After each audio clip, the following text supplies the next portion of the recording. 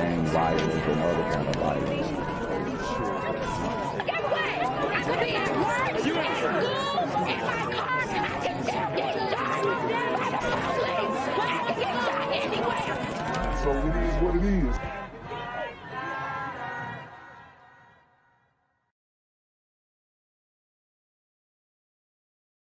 What's good, Shadow Realm? It's your boy Jinquavius Jackson, and y'all already know I'm demonetized and shadow banned in this bitch. So if you want to contribute, go to the Cash App, the PayPal, the GoFundMe, or join the Patreon. Also, don't forget to visit the merch store for all your favorite BGZM News 17 gear, including our exclusive Trump is a Blood t-shirt. Go fast before they sell out. They are already flying off the shelves, no cap. And remember, these super gremlins are on demon time. I'm here on the corner of MLK and Medgar Evers, and it's a very tranquil scene compared to just a couple hours ago where a drive-by shooting just took place. Excuse me, I'm getting live updates as we speak. I've just been updated to the amount of casualties from this drive-by shooting, and I'm getting reports that 2 people were actually declared deceased and 27 others were shot and injured but are in stable condition. And although we must pray for the families of the fallen, we must also praise God for the aim of the super gremlin. If you want to know more about the victims of this crime, make sure you add BGZM News 17 on Patreon at www.patreon.com/blackgenzmindset. Also, don't forget to like the video, share the video, subscribe to the YouTube channel, and comment on the video to continue the discussion on how we can find solutions to all this gun violence in the streets. For more hard-hitting news coverage from the community, by the community, I'm Jinquavius Jackson, here live, reporting from Atlanta, Georgia, BGZM News 17. And cut. All right, dog. Let's get the out of here before these niggas come back. Whoa. Yo! Whoa. Ain't that nigga Jay? Nah, that ain't me, that ain't me. He just went live That with ain't that me. funky ass suit That's on. that nigga. That's not me. Hey, get that nigga. Jinquavius Jackson, here live, reporting from Atlanta, Georgia. Pray for me. Last half hour, we learned the name of the man who was killed in a shooting Monday in Sumter. The coroner tells us that he is 59-year-old Blaine Varner. So another shooting, this time coming out of Sumter, South Carolina, and it is reported to have been a innocent bystander who got caught in the crossfire. Where have we heard that story before? You know, it seems like these types of shootings are occurring more and more often. And unfortunately, it looks like we have another interracial crime that we're reporting on. And, you know, you guys are going to have to buckle up for this one. The search for his killer continues tonight. Officers say the victim was driving by the scene when gunfire erupted from 2 vehicles driving along North Purdy Street near Broad Street. This all happened just after 12 o'clock in the afternoon. Monica McGraw lives in a house nearby and says she was home on Monday when this incident happened. We were sitting in our front room here, and it was like around like 12:30. We heard a few like sounds that could have been like a car backfiring or gunshots, fireworks, you know, kind of vague noise. The first thought was just like my family's safety and making sure that we were clear of any like windows or anything that was happening in case it was gunshots. It was after an innocent bystander was shot and killed in Sumter this week. The victim, 59-year-old Blaine Varner. Tonight, Tandem Health confirming that Varner was a physician assistant at their clinic located on North Lafayette Drive in Sumter. So he was a physician's assistant, a guy who, you know, has a good job contributing to society, and life snuffed out. You know, this has to stop. You have the crash out culture going on, the op culture that is now leaking out into other communities, and The damage is being done, as we all can see.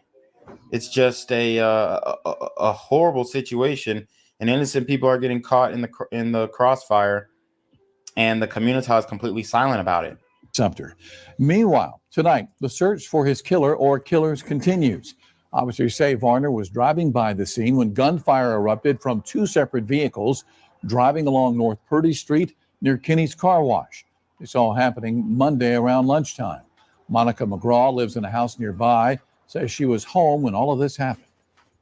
It's tragic. I mean, it's not anything you want to hear about happening in your neighborhood. And it's not anything you want to hear about happening in the town, but hopefully it brings awareness and change to the area.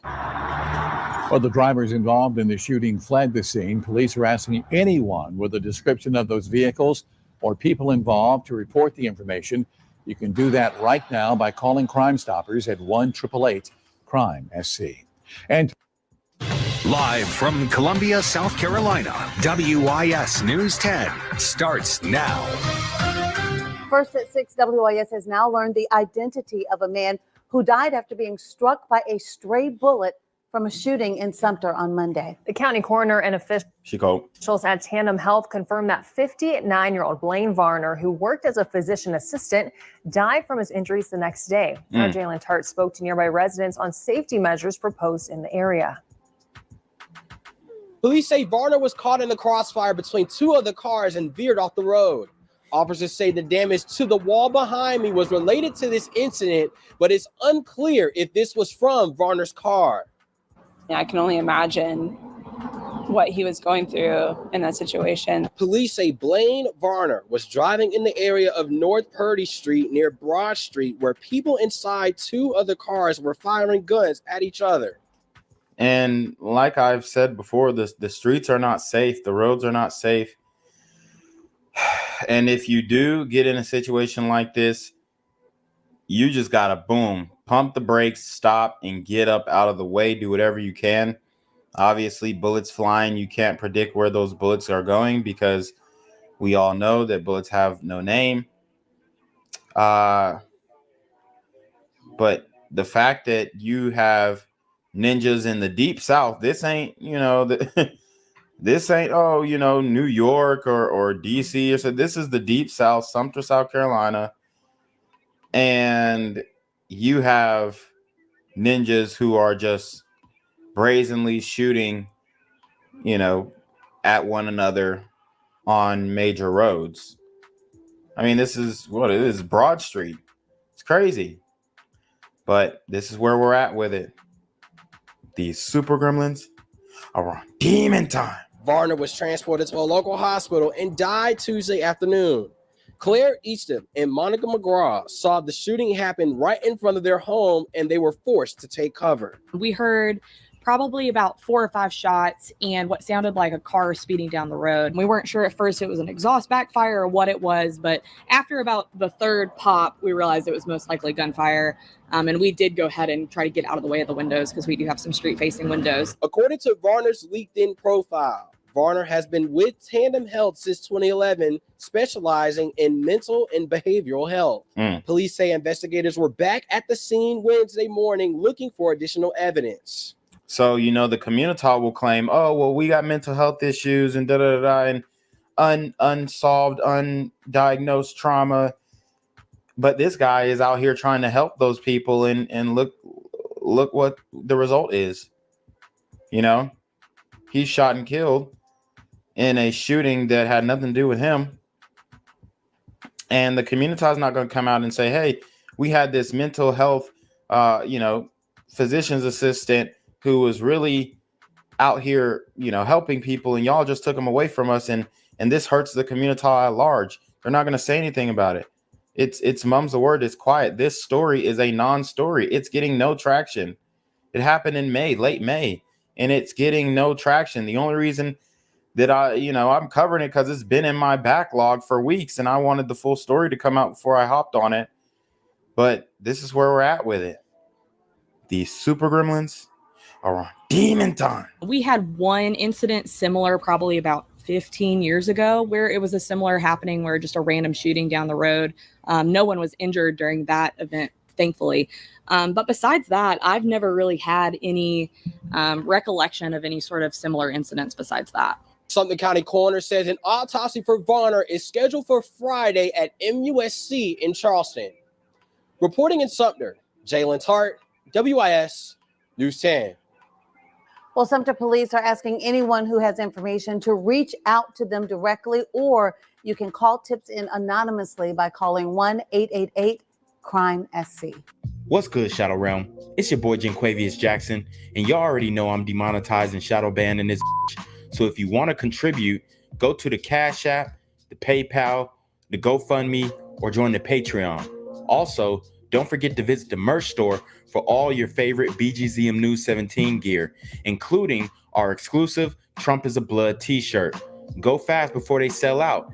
They are already flying off the shelves, no cap. And remember, these super gremlins are on demon time. Didn't know it when he left his house that day. It was his last day. Sumter Chief of Police Russell Rourke says 59-year-old Blaine Varner was the innocent victim of an illegal deal gone wrong Monday afternoon. Just a good man in the medical profession, that his job was to help people. And so just doing his thing and going about his day on Monday, his life, obviously, and his family's life has changed forever. But a group of individuals were selling a gun. A white pickup truck pulled up to the... So these are the individuals who are involved in this illegal transaction. Calvin Dontavius Epps, Demetrius Talil Reed, Travis Threll Rembert Jr. Yeah, I mean, it speaks for itself. Pictures speak for itself. I mean, these guys, they didn't give a damn. They didn't care who they hurt.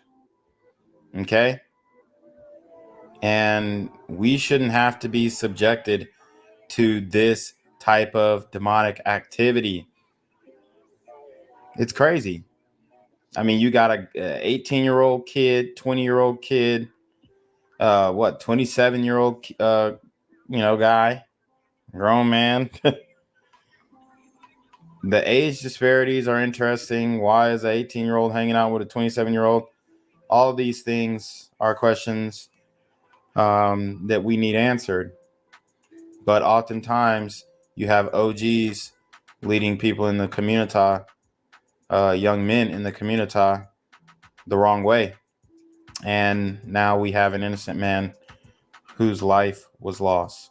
A white pickup truck pulled up to the three individuals in the road. The individuals in that truck began shooting at three people that were selling and purchasing a gun. That's when police say two cars started chasing each other across the city, shooting at each other. Two of the men involved are now in custody, 20-year-old Travis Rembert and 26-year-old Kelvin Epps, both facing drug and weapons charges. But authorities are still looking for 18-year-old Demetrius Reed. We realize they're drug-related and gang-related here, and we will be attacking these from using our resources and our personnel. In addition to Reed, who is considered armed and dangerous, authorities are still working to identify the people who were inside that truck that started the shooting. According to law enforcement, the recent uptick in shootings, specifically drive-by incidents, have a connection to each other, and both Sumter agencies will be combining their forces in hopes to combat this violence. In Sumter, I'm Joey Matei. Watch Fox News, local first. First at 7, Sumter police say a third suspect connected with the tragic murder of 59-year-old Blaine Varner just turned himself in within the last 2 hours. Varner was shot by the suspects Monday during a drive-by shooting on his lunch break. He died the next day at the hospital. Authorities charge 18-year-old Demetrius Reed with murder. Police already arrested two other suspects in the shooting, Calvin Epps and Travis Rembert Jr.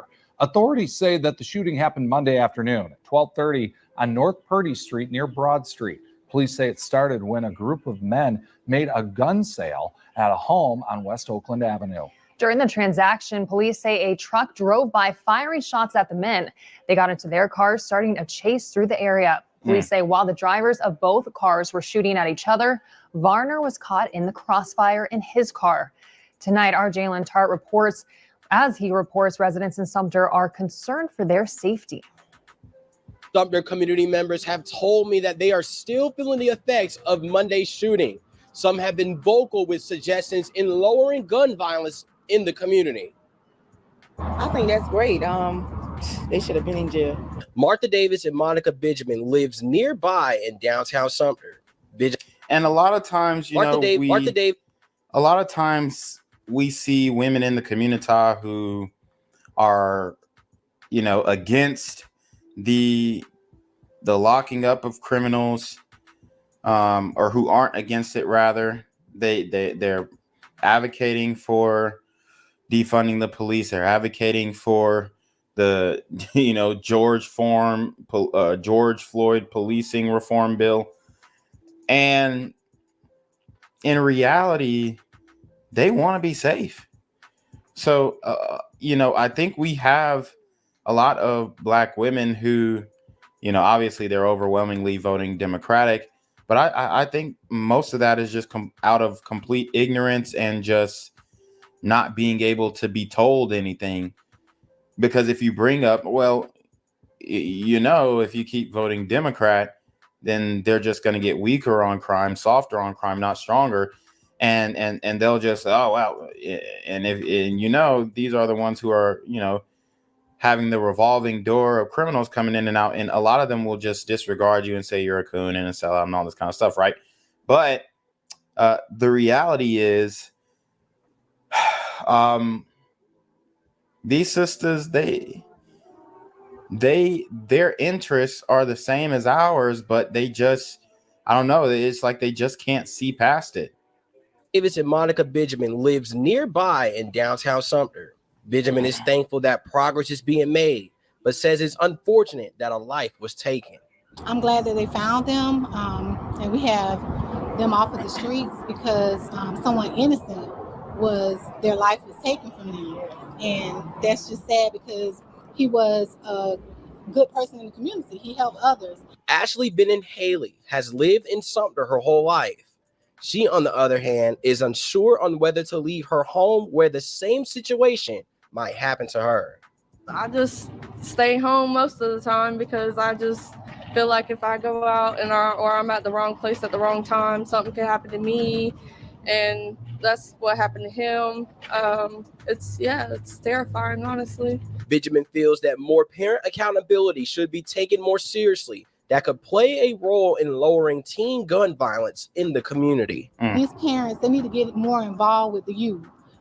They need to have different activities, something that they can get into and not only just be on the phones and, looking at these videos and these rappers and all that stuff. They need something that they can have, like we used to have back in the day. We could go to centers and they had games and stuff they would play with them. They don't do that stuff anymore. Sumter Police is urging if anyone has any information on the shooting, please call the Sumter Police Department or Crime Stoppers at 1-888-CRIME-SC. Reporting in Sumter.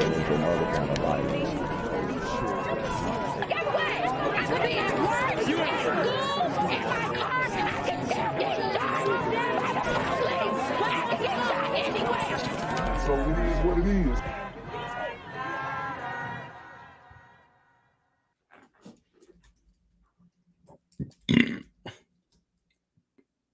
What's good, Shadow Realm? It's the Black Gen Z Mindset. Make sure you go ahead and like, comment, share, subscribe, and let's get into the video.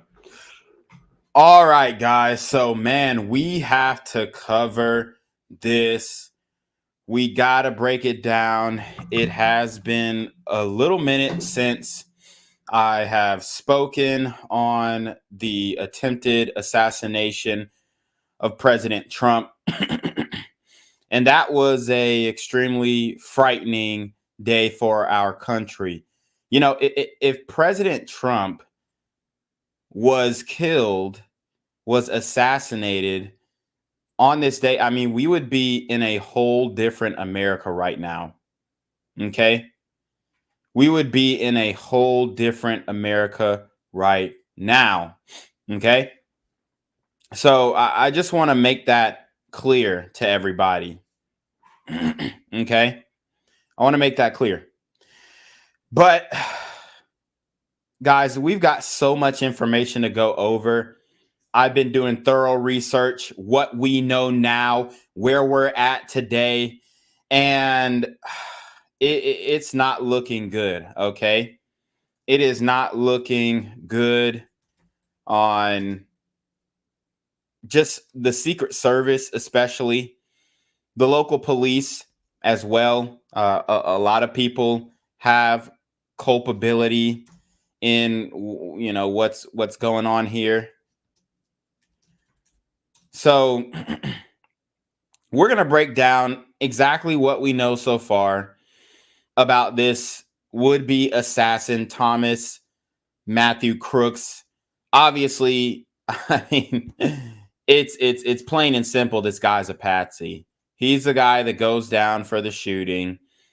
But, you know, there's so many different elements and angles we can attack this with. And I'm just going to preface this video by saying allegedly. I will map out what are facts and what is speculation, maybe even hyperbole here.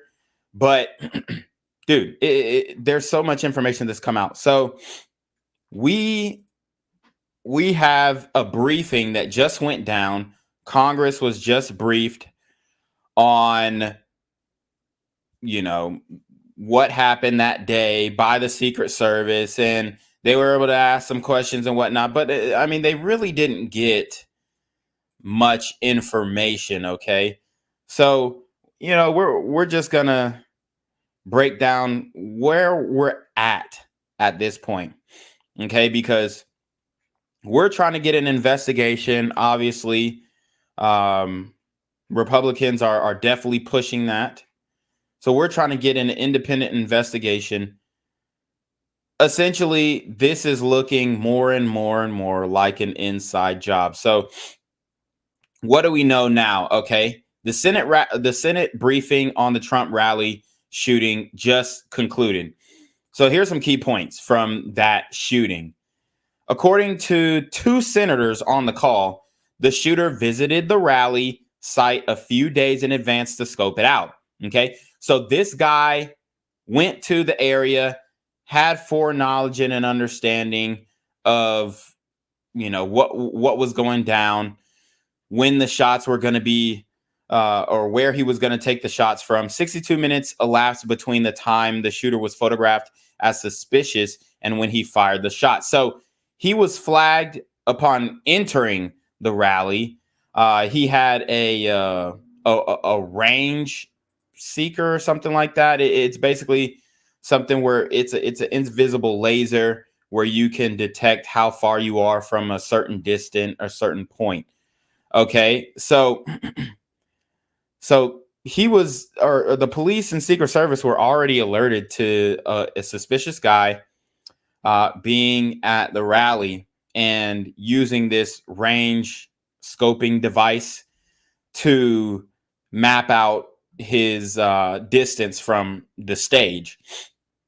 20 minutes elapsed between the time he was spotted by snipers and when he fired the shots.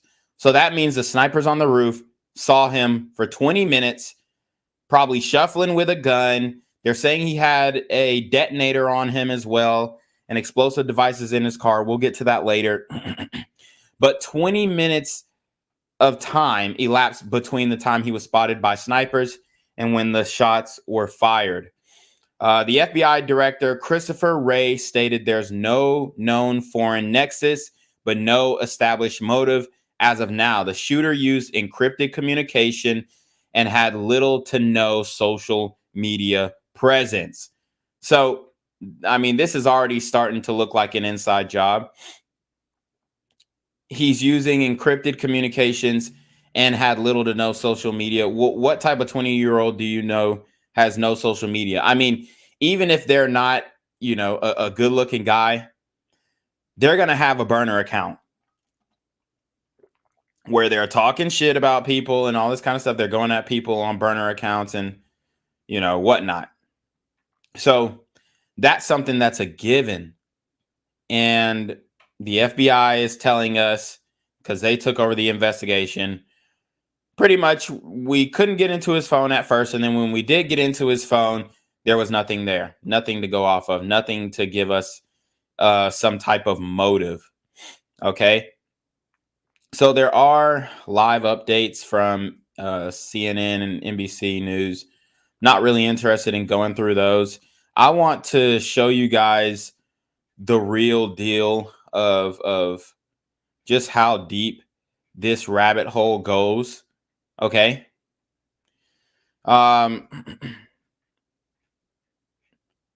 So just want to give you guys an idea. Let me pull this graphic up. I got some images. I also have, let me go to Rumble. I also have video of, you know, people with inside information saying that there was supposed to be somebody on the roof. The former, or not the former, but she should be the former, but the head of the Secret, or the Secret Service, the director of the Secret Service, Kimberly Cheadle, she basically claimed that they didn't have anybody on that roof because there was a slope. So let's, I just want to show you guys. And, you know, everybody's going crazy. So she's saying that they basically left the building unmanned because of safety concerns for a slope. And, you know, guys, we already saw the building, but we'll go over it again. Dude, the slope that the Secret Service, the infamous picture where the Secret Service snipers are, you know, right behind President Trump, which they weren't even the ones to take the kill shot on Crooks.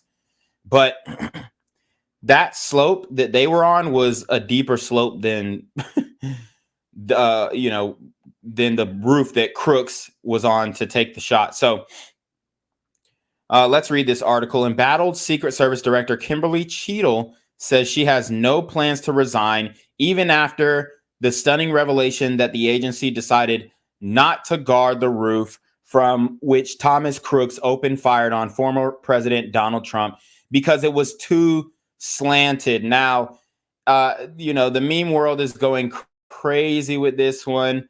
I found some really funny memes that I want to show you guys with this slanted roof theory, you know, so just, I mean, you don't even have to be a geometrist or understand, you know, high level of geometry to know that the slope that these Secret Service agents, and they are Secret Service because you look at their vest and you can look at the back. It does say police, but then the fine print, if you look at the fine print, it says Secret Service. These Secret Service agents here,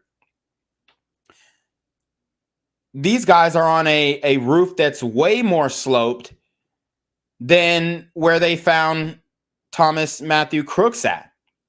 Okay. So look at this slope. Look at this slope that the police are on. And then look at the slope Thomas Matthew Crooks is on. And here's a meme. Here's a bad slope. It's an elongated roof. It's a metal roof, just like this one. And if you know anything about roofing or just roofs in general, most roofs are gonna be flat. Sorry to tell you, unless you're in a New York skyscraper, or not flat, but slanted, my bad.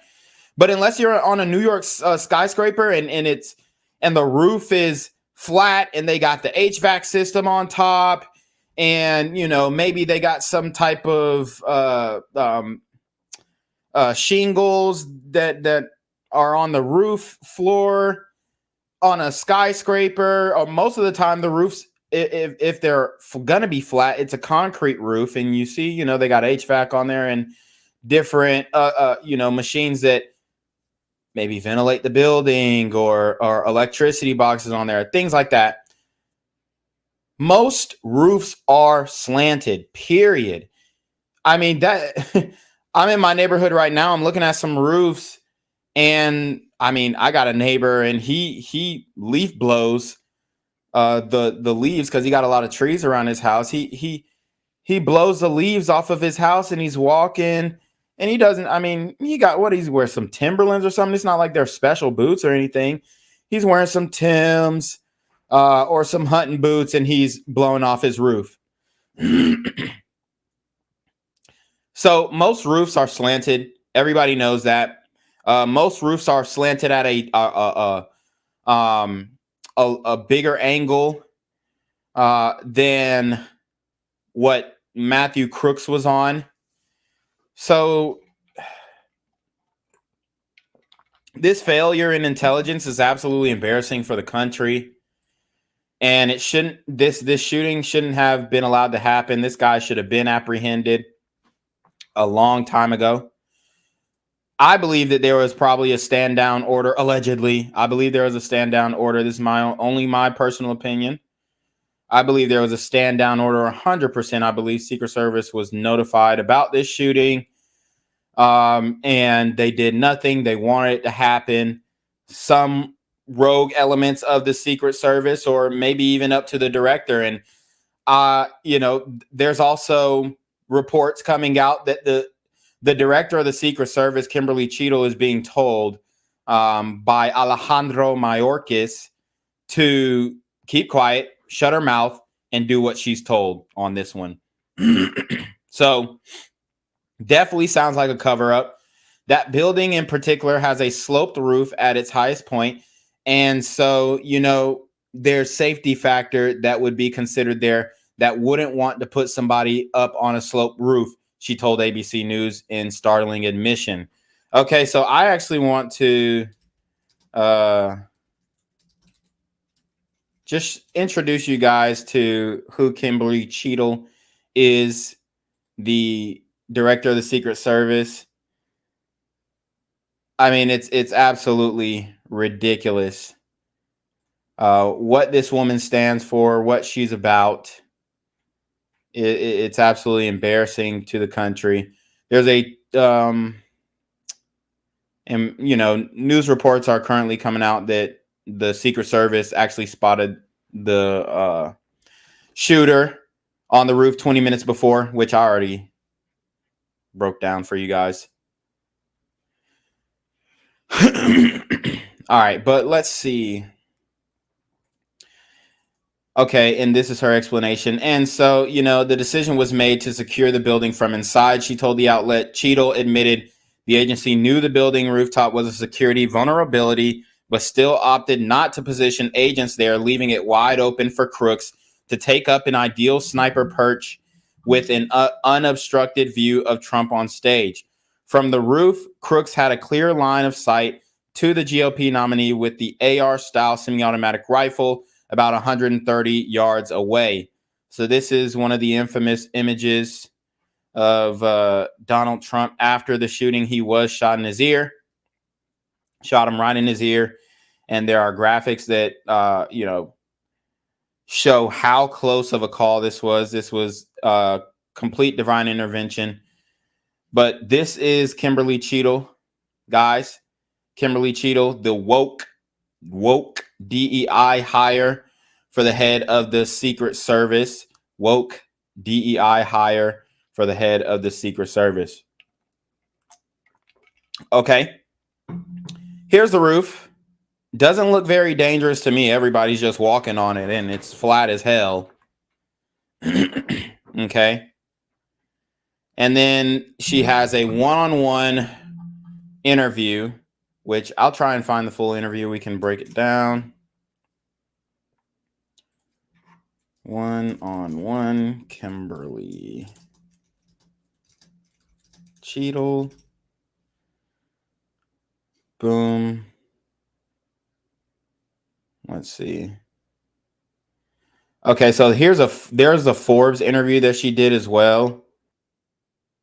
And they're not putting out, I don't know why they're not putting out the whole interview on these things, but I'm trying to find it. I can't find the full interview on that one. I'll look for it later. Let's just finish up with this article. Tactical operation experts were outraged by Cheadle's explanation that the building's slope was an insurmountable obstacle to properly securing the area. James Gagliano, a retired FBI supervisory special agent and Army veteran, said he didn't understand her reasoning. You just have to work with the terrain you're presented with, Gagliano said.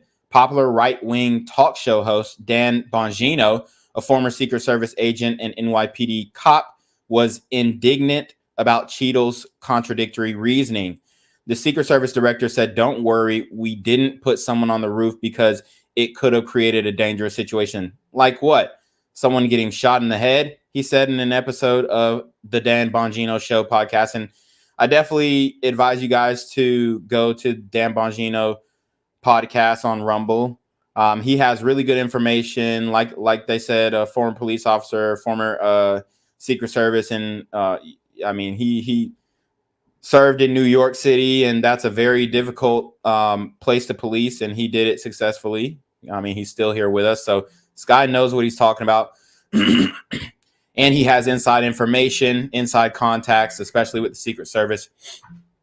Washington GOP congressional candidate Joe Kent, a former Army Special Forces officer, wrote on X that even if the slope rendered counter sniper coverage difficult, it still doesn't explain the catastrophic security breach. You can't get on the roof, but you identified the building/roof as a threat. So what's the excuse for not securing the perimeter and all access points to the building/roof? Cheadle has faced steadily increasing pressure to step down as the depths of the agency's disastrous handling of Trump's attempted assassination have come to light. She told ABC, "The buck stops with me," as she addressed the mounting criticism, but refused to resign from her post. It was unacceptable, Cheadle told ABC News Monday, of her agency's response to Saturday's Trump campaign rally in Butler, Pennsylvania, and it's something that shouldn't happen again.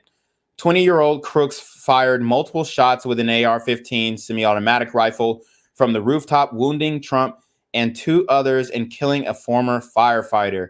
And we're going to do a whole nother stream on that one. The former firefighter that lost his life.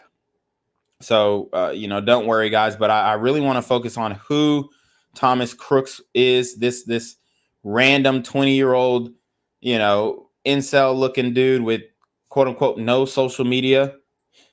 I mean, it's very fishy here. It was obviously a situation that as a Secret Service agent, no one ever wants to occur in their career. She told the outlet, "The buck stops with me. I am the director of the Secret Service, and I need to make sure that we are performing a review and that we are giving resources to our personnel as necessary." In a statement Monday, which did not acknowledge the agency's failing in any way, the Secret Service chief touted changes would be coming to Trump's security apparatus for the duration of the campaign. But the lukewarm missive did little to quiet the doubters who have lambasted Cheadle for prioritizing woke diversity, equity, and inclusion initiatives like pledging to make the Secret Service 30% women by 2030 over providing robust and effective security, which she 100% absolutely said out her own mouth. And I'm going to play that video for you guys really quickly here. I mean, this woman is completely nuts. Talking about she wants 30% of the CIA to be woman. That is crazy. So let me pull up the clip here where she actually says that. I had to save a lot of videos in my phone because obviously once the information starts getting out there, they're going to start deleting stuff really quickly. So let's see. Let me just pull it up really quickly. Just bear with me, guys. It's deep in my phone. All right. And then we'll also observe some of the performance from these women. All right, I got it. I mean, it's just abysmal. And it looks like Trump had like 4 women on his Secret Service. There's so many things to attack with this, and there's so many different distractions. And ultimately, it's a complete failure. it's complete failure on the part of the Secret Service, and it looks like it's appearing to be a cover-up job. Okay, it really does. It reeks of a cover-up. And that's something that the American people deserve to know. We deserve to know what happened. We deserve to know why there were huge lapses in failure, complete lapses in failure, or lapses in security, right? Let me pull it up here.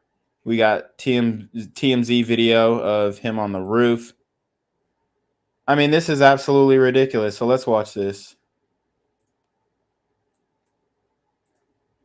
To expand hiring, they're aiming to have 30% women recruits by 2030, and even allowed YouTube influencer Michelle Carre to train with agents. But I'm very conscious as I sit in this chair now of making sure that we need to attract diverse candidates and ensure that we are developing and giving opportunities to everybody in our workforce, and particularly women. That workforce will be pivotal for the 2024 campaign season, which for the first time includes a former president who already has lifetime protection. Agents were there when Donald Trump was arraigned in New York. So you heard that. They were speaking on this a while ago.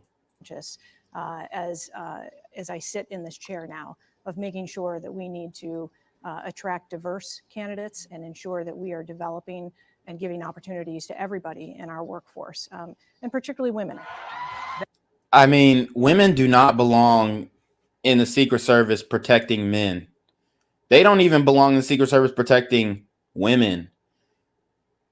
I mean, just look, if you see how the women reacted when the shots fired off, and some people say, oh, well, one of the women who couldn't holster her gun, she wasn't actually on that specific Secret Service detail. She was additional help. I don't give a damn. When you are a law enforcement, you are here to protect and serve. And all it looked like to me was she was only interested in protecting herself. Let's keep going. That workforce will be pivotal for the 2024 campaign season, which for the first time includes a former president who already has lifetime protection. Agents were there when Donald Trump was arraigned in New York. We were able to work out the details ahead of time of how that particular day was going to go, but we will always ensure the safety of all of our protectees that we have. The service has a zero-fail mission, a mission officers are training to uphold, pretending this field is the most famous address in America. A zero-fail mission, and she failed. She should resign. I think we all should get loud about this. We should demand her resignation. As a matter of fact, she shouldn't be allowed to resign. She should be fired. She should be fired, right? Joe Biden should fire her. I mean, it's that simple. This should have never been allowed to happen. This woman is batshit crazy. She's a woke DEI feminist. She doesn't belong in the Secret Service at all. She doesn't belong in being the director. From my understanding, she used to be head of security for Pepsi. I mean, what do women know about security, man? I'm dead ass. I'm not even trying to be mean, but are you going to allow this woman, this overweight chick, to oversee your protection? Hell no. I think this agency does an extraordinary job of developing leaders. From a very early stage, we hire agents and officers, and we put them in positions of authority, and we enable them to make decisions, and that does develop some great quality leaders, and our agency is full of them. And I look forward to a day where we're able to talk about this agency and whoever is leading this agency and not have to distinguish, they're the second female or the fifth or the sixth, and that diversity is just part of this agency, and it's not even thought about. So I think this agency. That's wild. This chick is completely batshit crazy. Most likely, these women obviously she's probably a Trump hater. And she never wanted to protect him to begin with. She was actually a part of Biden's Secret Service detail. And they're also saying that she's good friends with Jill. So, I mean, it's wild. Did Biden make the call? Like, what's going on here? All right. I mean, what's going on here? So we actually are on secretservice.gov. Shout out to Seek Truth. He says, look up the United States Secret Service fitness standards between men and women. And that's exactly what we're going to do. So this woman says DEI and make sure there's women on the force and all this kind of stuff. And we're looking at the fitness standards. And we'll just read this here. Here are the fitness standards for being a part of the Secret Service for males and females. The below training fitness standards are different from the applicant physical abilities test. Fitness standards. This handout has been designed to educate the reader on the United States Secret Service physical fitness standard and the proper protocols necessary to accomplish those standards. Recruits who will be attending training at the James J. Rowley Training Center are expected to arrive in good physical condition, ready to begin a functional fitness program. The fitness evaluation measures strength, endurance, and aerobic capacity in 4 core elements. The core elements are push-ups, sit-ups, chin-ups, and the 1.5 mile run. The fitness evaluation will be administered at the beginning, during, and end of training. Secret Service weapon-carrying employees are additionally required to participate in the Secret Service physical fitness evaluation quarterly. The following point system will be applied to the fitness category level achieved by the student in accordance with their age and gender. The point system will be applied to the 4 core elements of the U.S. Secret Service individual fitness profile evaluation. So they got push-ups, and we all know how to do push-ups. Guys, there should only be one standard. There should be one standard. Okay? There should be one standard. So, as you guys can see, between the age category of 20 to 29, an excellent score is 55. A poor score is 37 push-ups, like in 1 minute. So they got 1 minute push-ups for the men. An excellent score is 55. A poor score is 37. For the women, wow. Excellent score is 40. And a poor score is 19. Wow. So that's a significant drop. That's like a 35% drop in standard from men to women as far as an excellent score goes. That's abysmal. And that's the difference between life or death. Okay? That's the difference between life or death. So sit-ups is the excellent score for men between 20 and 29. It's 47.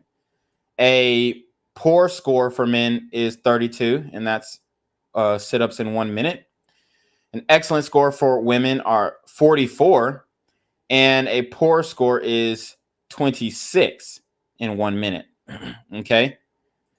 So chin-ups, an excellent score 11 for men, and an excellent score for women is 4.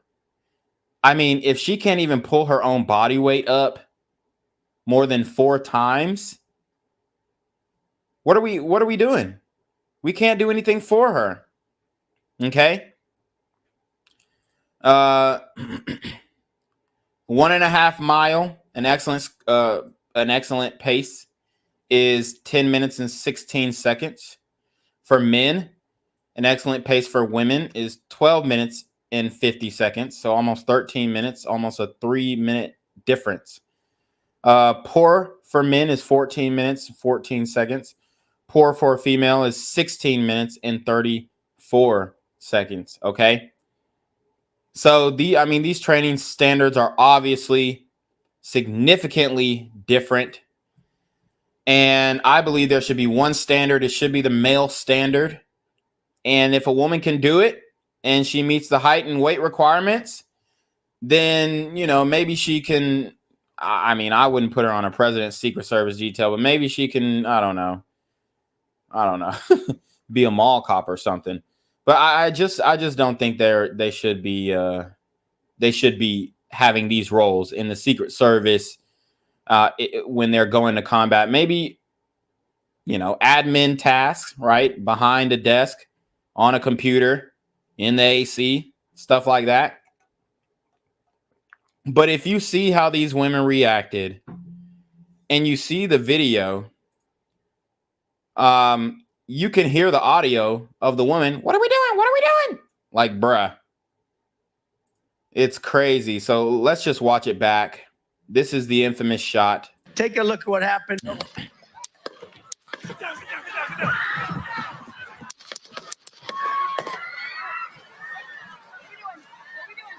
Y'all heard that? So she said it at the 10-minute mark of this video. Or 10-second mark. What are we doing? What are we doing?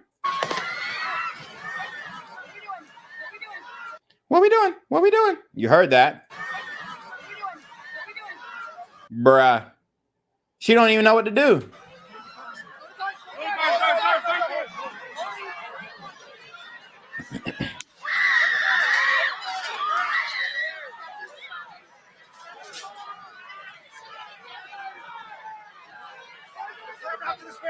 Move it there. Hold. When you're ready. On you.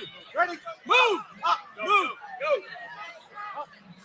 So this is definitely the JV team. All guys here. All guys here. Move it to the stand. Get ready. Get ready. We ready?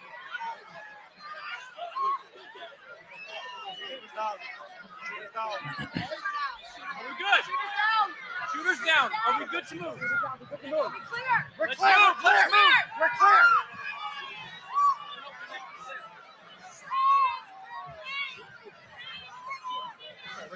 Come on. Let me get my shoes. I got you, sir. Let me get my shoes, sir. Hold on. So, I mean, he's completely exposed right here. They need to be hands and... I mean, people keep referencing the Reagan assassination attempt. They got him out there quickly. This is just a poor job on the Secret Service. What they should have done is made sure he was okay. Once they make sure that he's okay, they need to have him ducking down and them creating a human ball around him and moving 1 step, 2 step, 1 step, 2 step, 1 step, 2 step quickly. It took way too long. Your head is bloody. So we got to move to the cross. And they have the woman in front. They're letting him get his shoes. They shouldn't have let him get his shoes. They should have let somebody else get his shoes. Okay, sir, we got somebody else getting your shoes. I mean, you shouldn't even be communicating like this. You got to go. Watch out.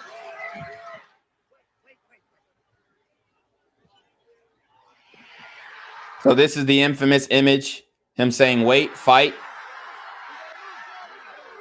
I mean, you can't allow him to do this, although this image was super cool. You just can't allow him to expose his face like that. But he definitely took a shot to the face. Look, what is she doing? She drops her sunglasses. Look at this woman. She drops the sunglasses, goes to pick them up, picks up his hat too. I mean, what are we doing? I mean, it was a bad job overall. You know, when the team loses, everybody loses, right? Thank God President Trump ended up being okay. Also want to show you what DEI looks like in action, right?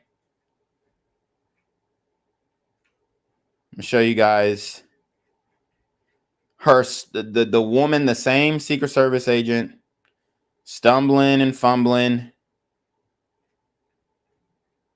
with trying to harness her firearm. Let's see if we got that video really quickly. Or holster, rather. Where's that video? Shit.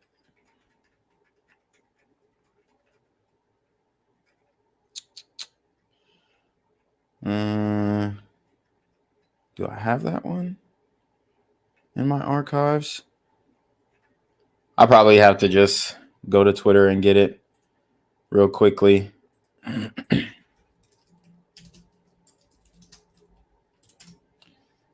But yeah, I mean, it's bad. It's bad. Yeah, here's a clip. Here's a clip.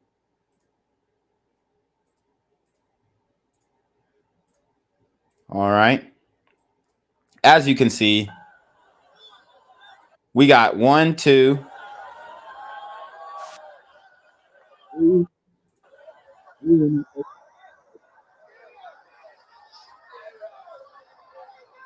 I mean, this is absolutely insane. Look, so she was struggling to holster her weapon, her firearm. See her right here struggling, frazzled, straight frazzled. Wow. And they over here hopping around. These women over here, they don't know what the hell to do. What the fuck? They're just lost. I mean, this is what strong, independent. This is what it's created, bruh. What the hell?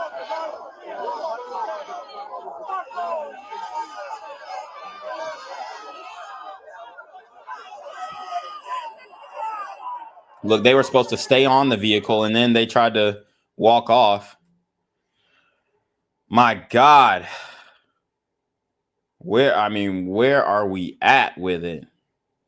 Where are we at with this? So, guys, let's break this video down too. This is a video of the snipers and whatnot. Here's when the shots were fired. These were not the snipers that actually took the shots. And we don't have, that footage yet. Comes right out of Border Patrol. Take a look at that. So that arrow is the lowest. So you can see he spotted them. Amount of illegal immigration ever in recorded history into our country. And then you can see he sees something. And then the worst president in the history of our country took over. And then he looks down the sights. And look what happened to our country. Probably 20 million people. And that's a little bit old, that chart. That chart's a couple of months old. And if you want to really see something that said, take a look what happened. Look, they thought they were getting fired on and he backed up. Comes right. So he didn't even take a shot. It doesn't look like these guys even took a shot. So here's a meme that they're making about these two Secret Service agents. Why does that civilian on a rooftop have a gun? I don't know. Let's give him 3 minutes and see what he does. Right? So this is crazy. So where are we at with this shooting? What do we know so far? Well, we know a timeline, perhaps. We were briefed just now. I went over that with you guys. There are also little graphics about the location, shots fired, as you guys can see. So this was pretty close. This was they're saying between 130 and 150 yards from the president. This is a layup for a sniper. This is a layup. You got the local police right here. I mean, they should have started firing on his ass too. Something. You got the counter sniper team 2, the counter sniper team 1. I believe the ones that we saw, counter sniper team 1. Okay. The ones that were on the more bright roof. Okay, so then you had, you know, the 50-year-old man who was shot and killed right here. Another casualty. Somebody else was injured, I believe. Man, I mean, it is tough. It is tough. How could you fail in this instance? Right? How could you let this guy get shots off at the president? It doesn't make sense. Here's footage of people trying to alert the police about a shooter on the roof.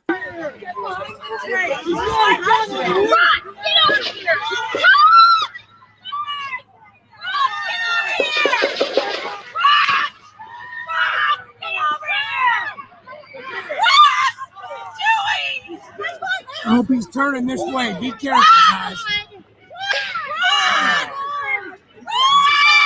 What are you doing? What's that? What's that? Somebody come on. He's right there. Lay down. Oh no. Are we going? Yes. What is going on? Ross! Yeah, where's that? Dude, that's exactly why we need fucking Trump here. Right. Oh, fucking Secret Service. So you heard, I mean, you hear a lot of background chatter. Fuck around, man. Holy shit. Yeah, look, they're undercover. Where's that one? That's him, right?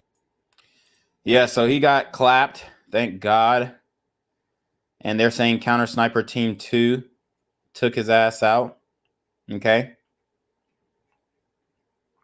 But we have gotten some information on this guy, Thomas Matthew Crooks, that I want to present to you guys. So, for one, he graduated in 2022.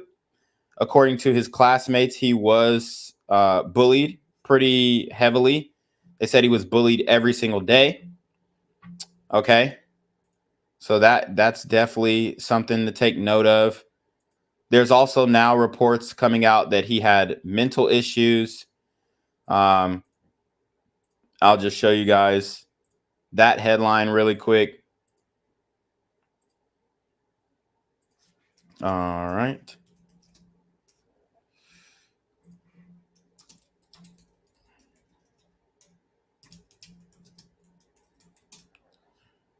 All right. So they're saying his parents were licensed social workers. Okay. Licensed social workers. Here's an interview from a friend. Not a friend, but I mean a guy who went to school with him, rather. I mean, he would sit alone at lunch. I mean, he was just an outcast, and you know how kids are nowadays. So they're gonna see someone like that, and they're gonna target him because they think it's funny or whatever. So it's the best way I can describe it. And it's honestly kind of sad. I don't want to say this is what provoked it, but you never know. I want to say he was a loner more because he was quiet, but like he was just bullied. Like he was bullied so much. So much. So they're saying he was bullied.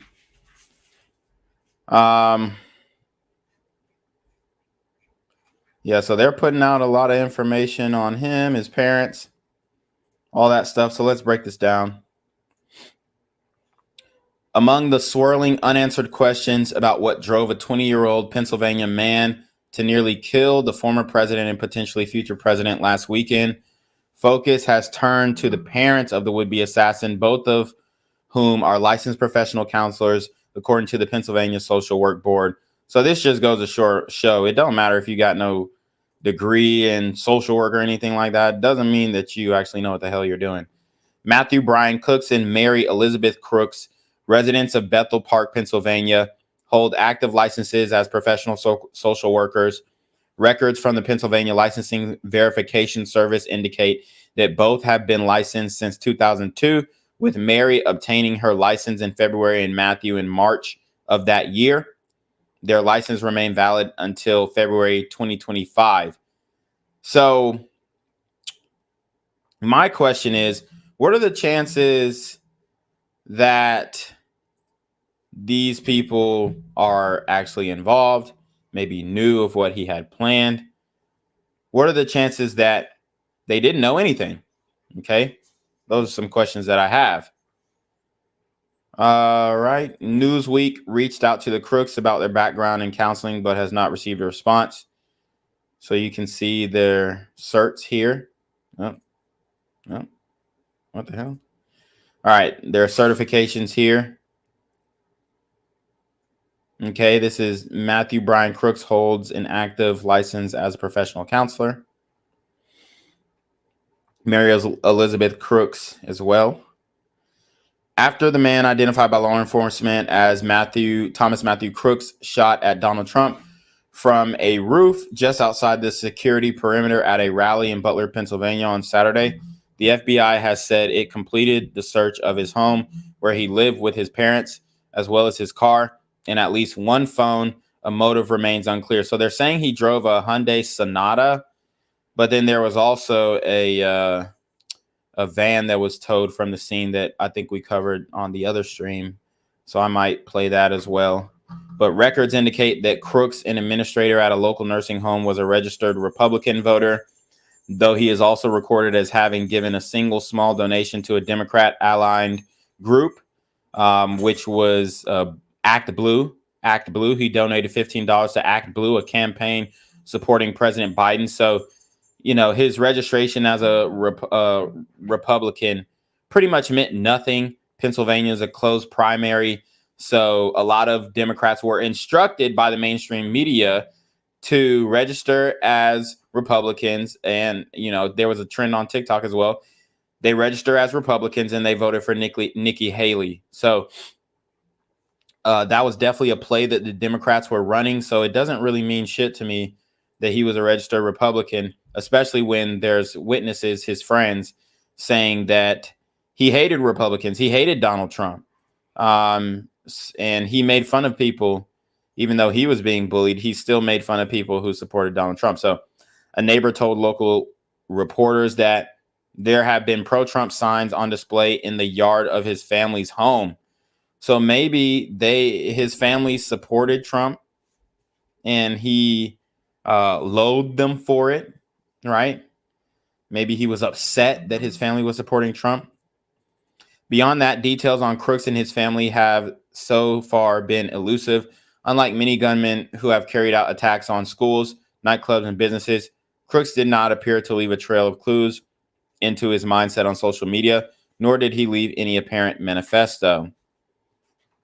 So this leads people, since his whole background was scrubbed, and we know the FBI, CIA, Secret Service can do that.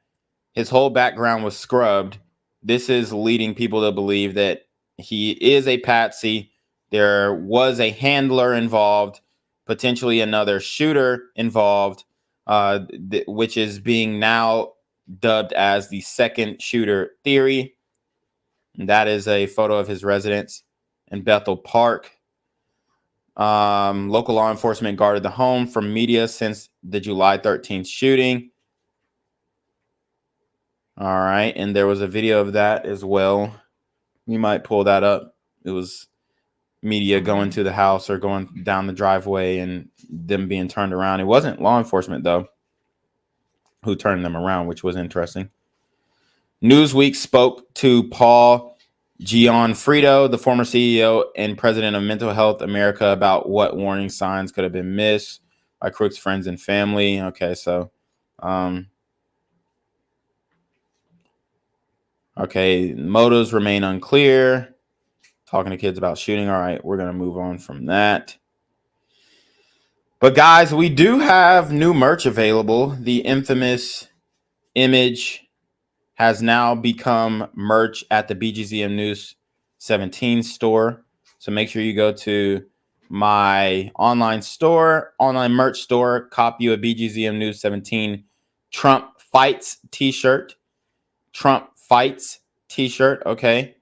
in many different colors, all colors rather. You can get your Trump Fight t-shirts today, right? Just support the channel. I'm demonetized, shadow ban. Hit the Cash App, hit the PayPal, show some love. You definitely want to get one of these t-shirts along with the Trump is a Blood t-shirts. Okay? So here's his registration as a Republican, which we covered before. Okay.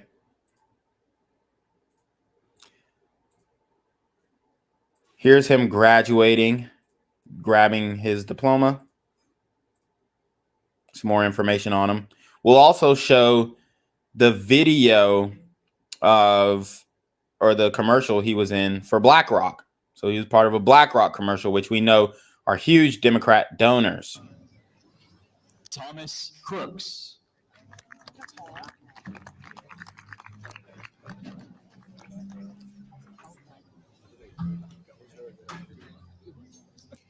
Haley Madison Rapali.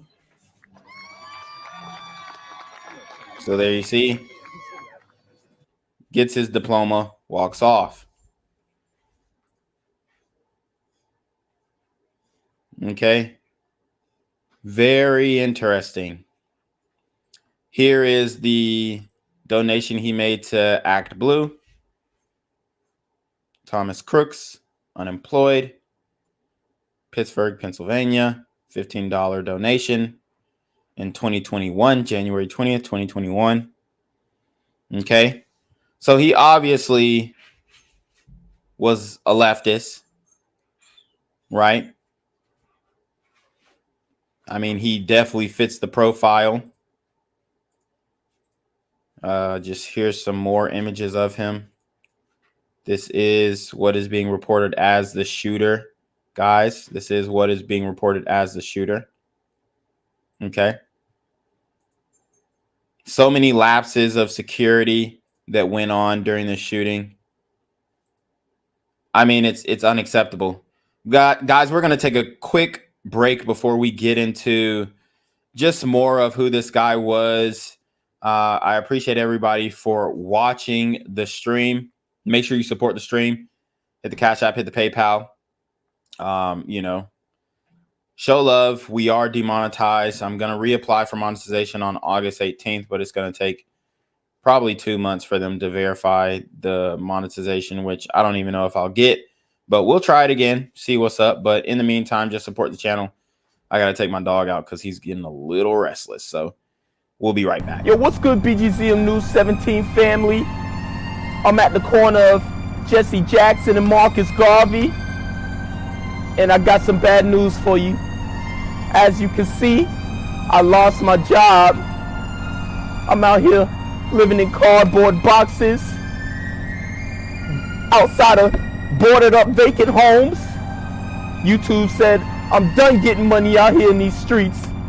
They even took my funky ass suit. So anything right now would help. So go ahead and hit that Cash App, hit that PayPal, hit that GoFundMe. Hell, cop the merch.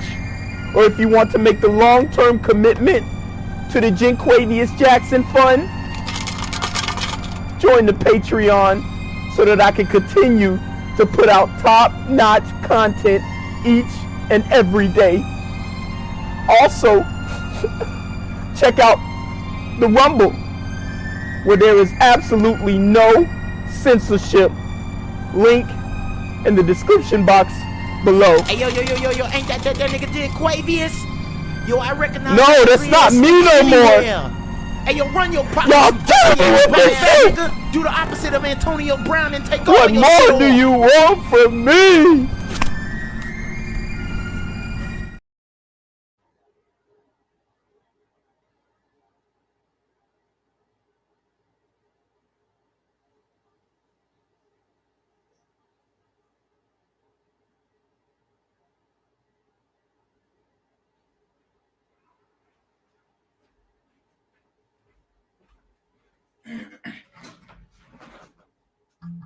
What's good, Shadow Realm?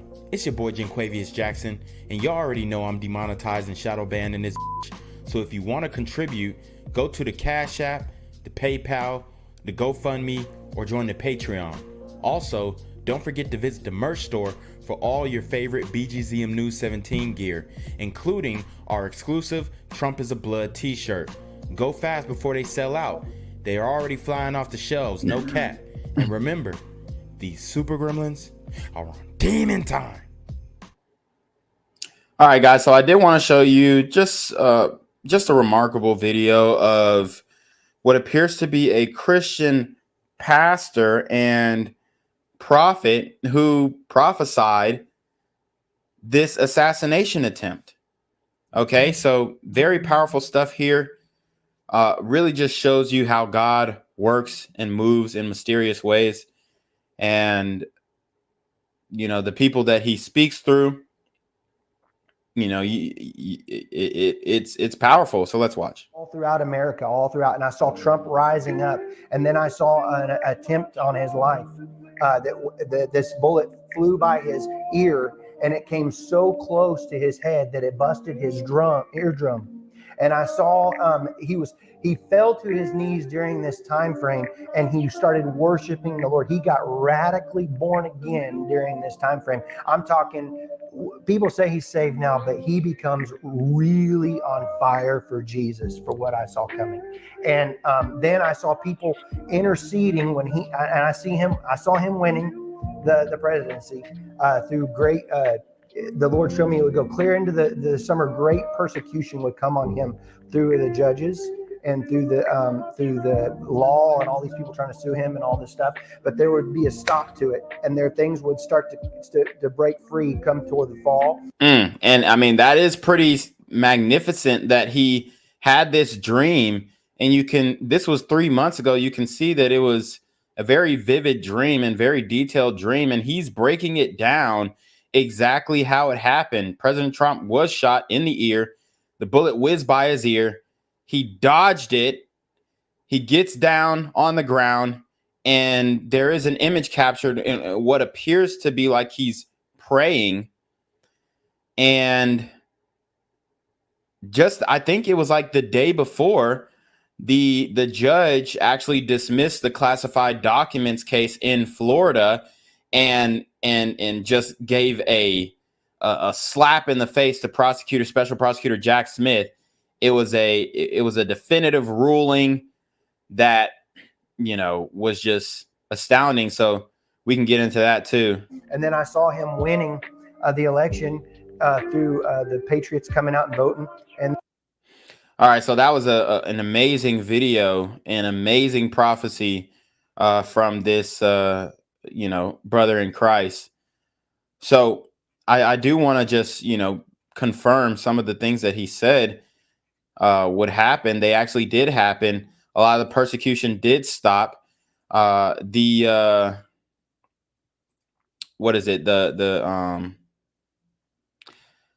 case with his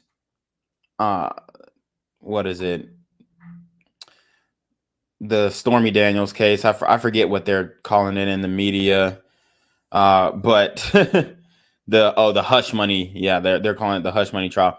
That case, the sentencing got pushed back to September 4th. So that was definitely a W because the Supreme Court ruled that he had immunity. So now they have to relook at the case and all that kind of stuff. It might even end up getting thrown out.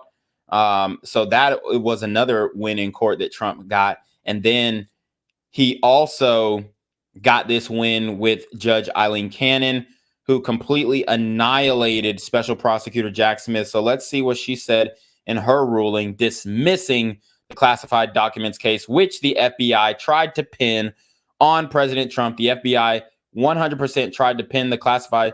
They basically staged the scene. They staged the pictures, the images that the FBI put out with all the classified documents and all that kind of stuff. They staged that. They misorganized the pictures. They misled the public.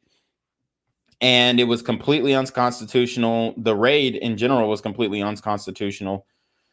So let's get into it. Judge Eileen Cannon, who dismissed Trump's case, completely annihilated Special Prosecutor Jack Smith, saying he should have taken her more seriously. Boom, that's a bombshell straight disrespect in the face of Special Prosecutor Jack Smith. And guys, I'm keeping up with this story very in depth. So make sure you go to my Twitter. Judge Eileen Cannon on Monday dismissed former President Donald Trump's classified documents case. She wrote that the special counsel failed to brief her on remedies beyond dismissal. Startlingly, the special counsel submitted nothing during a lengthy hearing, Cannon wrote. Judge Eileen Cannon didn't just throw out the criminal charges stemming from the allegations that former President Donald Trump mishandled classified documents, but also suggested that special counsel Jack Smith didn't take her seriously enough.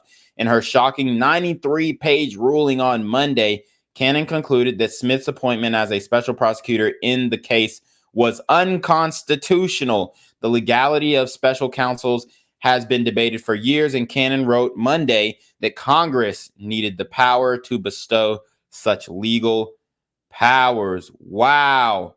So only Congress can create and organize these special counsels. So the special counsel that Jack Smith created was unconstitutional. And there goes Jack Smith, and he's angry and he's upset. And this is probably what triggered the assassination attempt on Trump's life. This was their last Hail Mary. Okay, the classified documents case, everything else is getting pushed back. The RNC is coming, and the RNC is going on right now, actually. But the Democrats knew the RNC was coming.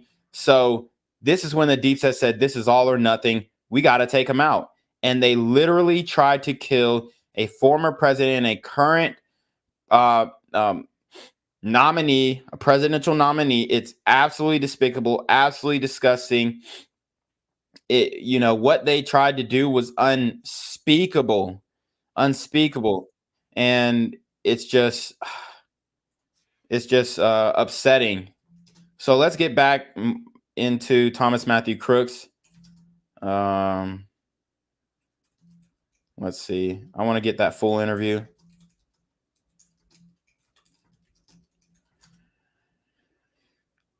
So let's see if we can.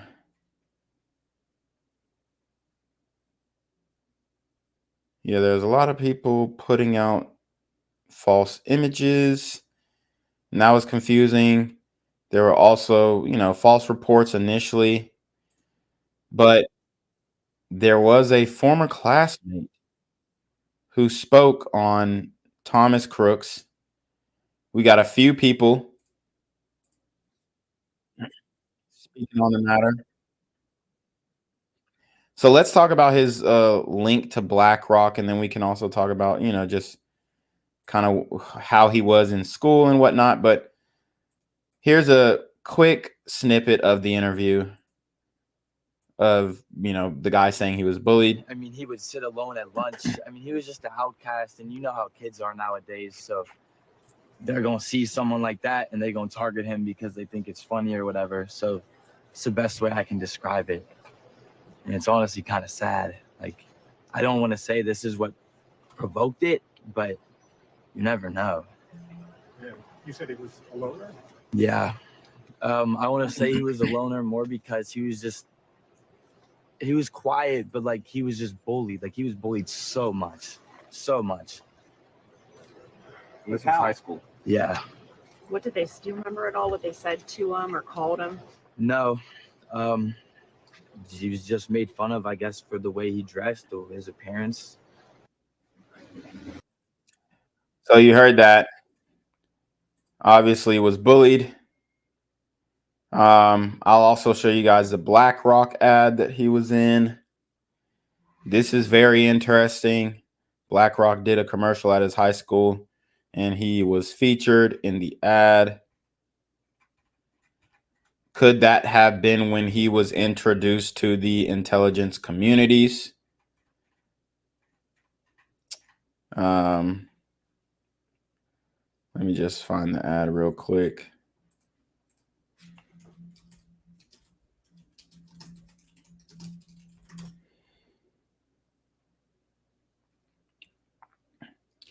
All right. Yeah. So let's show you guys this Blackrock ad where Thomas Crooks was featured in. Brian DeLallo.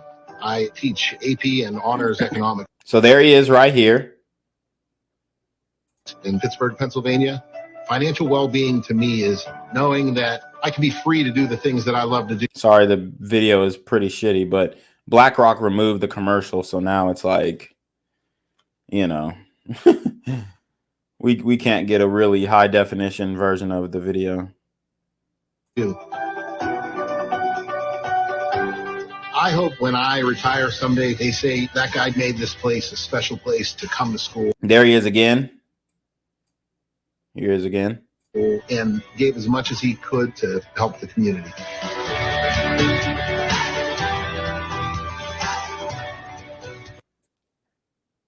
So yeah, I mean that is that's pretty eerie. Okay, here's a quick video on who is BlackRock. All right. Company and Larry Fink hold such power. Why is it that you have not heard of them more? There is power in anonymity. If BlackRock is barely featured in print publications and news channels, it is because they want it to be so. If they wanted, they could feature every day. BlackRock currently owns 18% of Fox, 16% of CBS, and 13% of Comcast, which in turn owns NBC, MSNBC, and Sky. If any of those companies wanted to make a decision, they would have to also consult with BlackRock before doing so. Wow. So they pretty much own portions of all the major media outlets. The same is true for Google, a tech giant Larry Fink is the CEO. currently worth $853 billion. Amazon, Facebook, and Twitter are also not exempt. And neither is Disney. Thanks to their incredibly diverse investment portfolio in media alone, BlackRock essentially owns 90% of the world's media. If you don't know about them, it's because they don't want you to. Why? Owning a portion of the world doesn't come without its share of scandal or conflict. In 2020, BlackRock became the first foreign company to be allowed into China's mutual fund industry, which means they can now invest and own parts of Chinese companies, including ones that are blacklisted by the United States. One of the first investments made by BlackRock was in Hikvision, a security and communications firm that essentially makes facial recognition software for use by the Chinese government. But this money isn't just BlackRock's or Larry Fink's. It comes from pension funds and bank accounts of ordinary civilians who have unknowingly given money to BlackRock in the past. If we take into account BlackRock's ownership over Western media, banks, e-commerce stores, social media, food and beverages, and many, many more industries, it becomes evident that the company has a wealth of data on us. They may do with it what they please. TikTok's data harvesting pales in comparison to what BlackRock is capable of, given how they have everything from our bank account numbers to our personal tastes and preferences. As BlackRock's investment in China grows, so will China's influence on the world. And our personal data, which was hanging on a thread to begin with, will quickly end up in the wrong hands. With the trajectory BlackRock has been on, So as you can see, very one of these companies, major companies that are controlling media and propaganda and all this stuff. Okay, here's a more high def version of this commercial. I teach AP and honors economics in Pittsburgh, Pennsylvania. Financial well-being to me is knowing that I can be free to do the things that I love to do. I hope when I retire someday, they say that guy made this place a special place to come to school and gave as much as he could to help the community.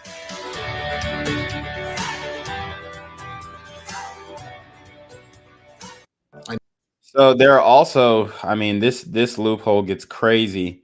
There are also reports that there are different companies who have shorted Truth Social right before the shooting happened. So there is obviously some insider knowledge on this shooting. People are trying to make a quick buck. I'll show you guys. Here's a graphic. You got people trying to make money off of the assassination of the potential assassination of the president. And a lot of different companies shorted Donald Trump's Truth Social. New soon-to-be unmasked entities bet that President Trump's Donald J. Trump stock would plummet one day before the assassination attempt. Shorts against the Truth Social stock more than doubled from July 1st to July 12th. Wow. Meaning people or large organizations were predicting that by Monday, the stock would plummet, something that undoubtedly would have occurred had President Trump died in Pennsylvania. This could mean some had foreknowledge of the plot against President Trump's life and tried to profit off the calamity. This also happened on 9/11, where bets were placed against the stocks of major airline companies, American and United, a day before the attack. An investigation showed that in both cases, a single entity and a well-placed insider newsletter tipped off investors to miraculously bet against the top two airlines in U.S. who took a major hit after the hijacking. So as you can see, the big dip of people shorting Donald Trump's Truth Social stock. And it was at 36 at the time of this, 36.86 at the time of the screenshot. And you see it jumped up to 42, which is a significant jump in the stock. What is it, like 10% maybe after the assassination attempt? But you see this big dip here because a lot of people were betting against the company, potentially having inside knowledge of the shooting, which is concerning, or inside knowledge that something was going to happen to the company where it wouldn't be successful, which is bad as well. There are other reports showing specific companies who did this. Now, this is just rumor mill, but also I do trust this source. This is Champagne Joshi on Twitter.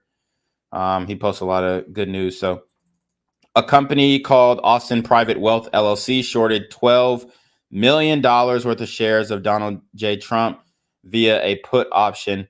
The filing date is July 12th, the day before the assassination attempt. That's crazy.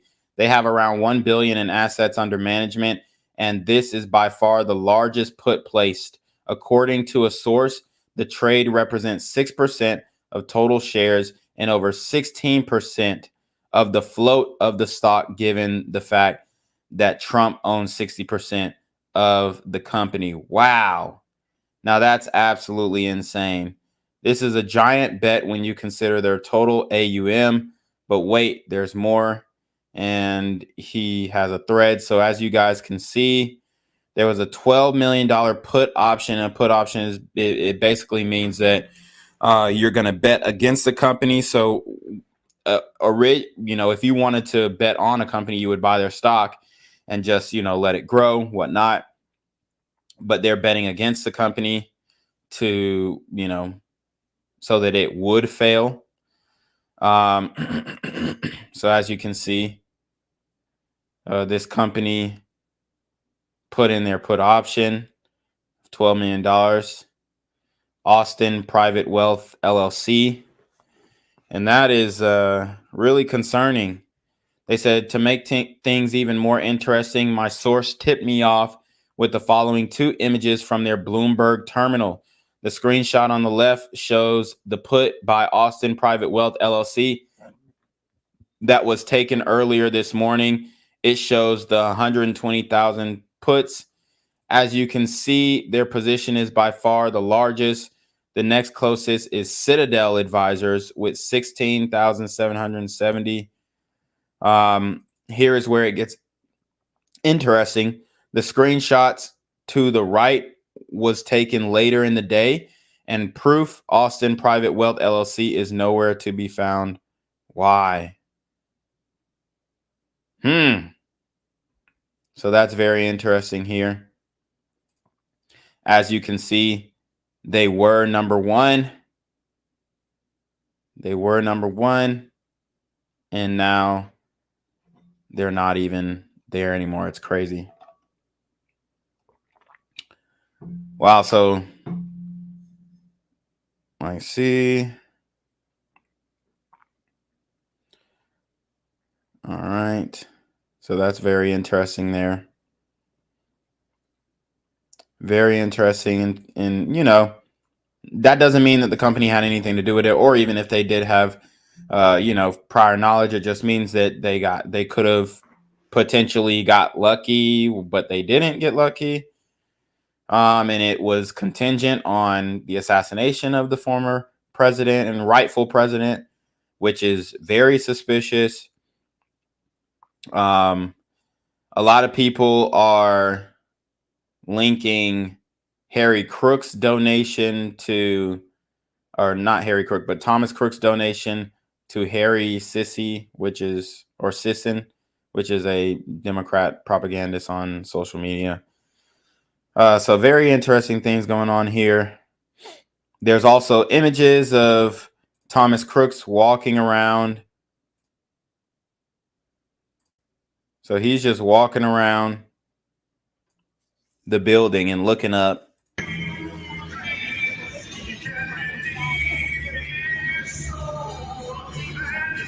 So you can see he's just walking around.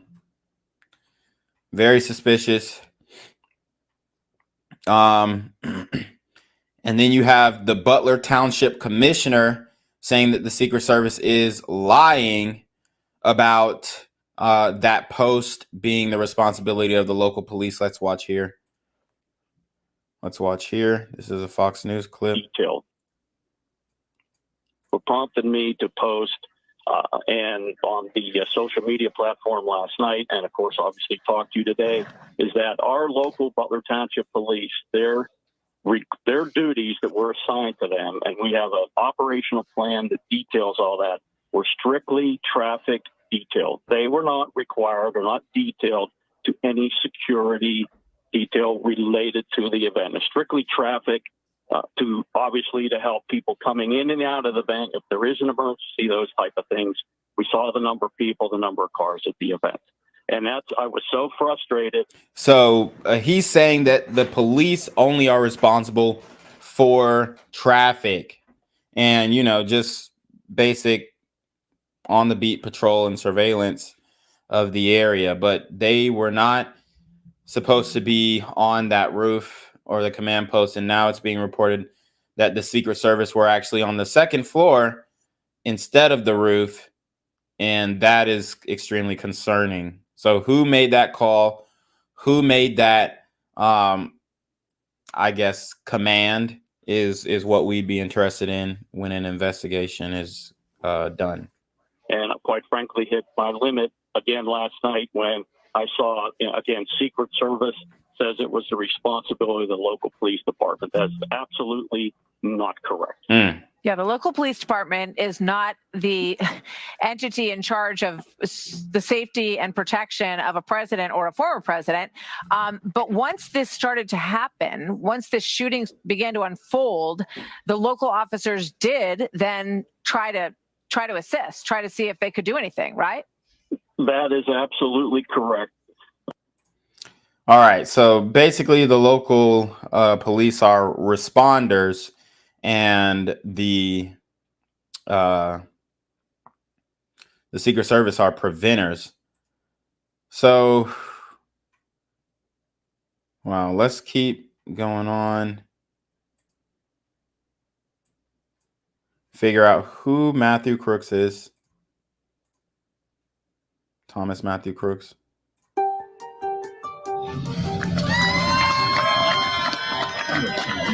I didn't have any interaction with him, but he was like a kid that was always alone. He was always bullied every day.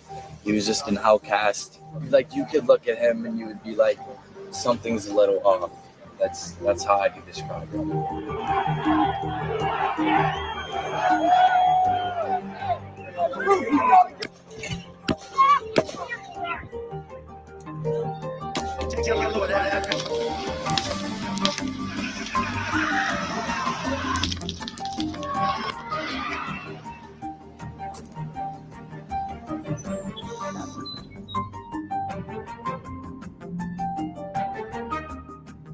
we noticed a guy crawling,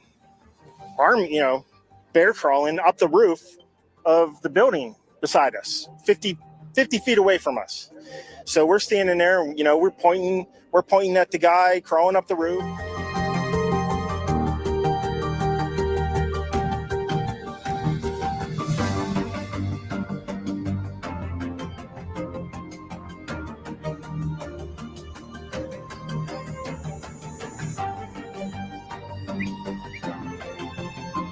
So there have just been reports that Biden has tested positive for COVID, so it looks like he's going to drop out.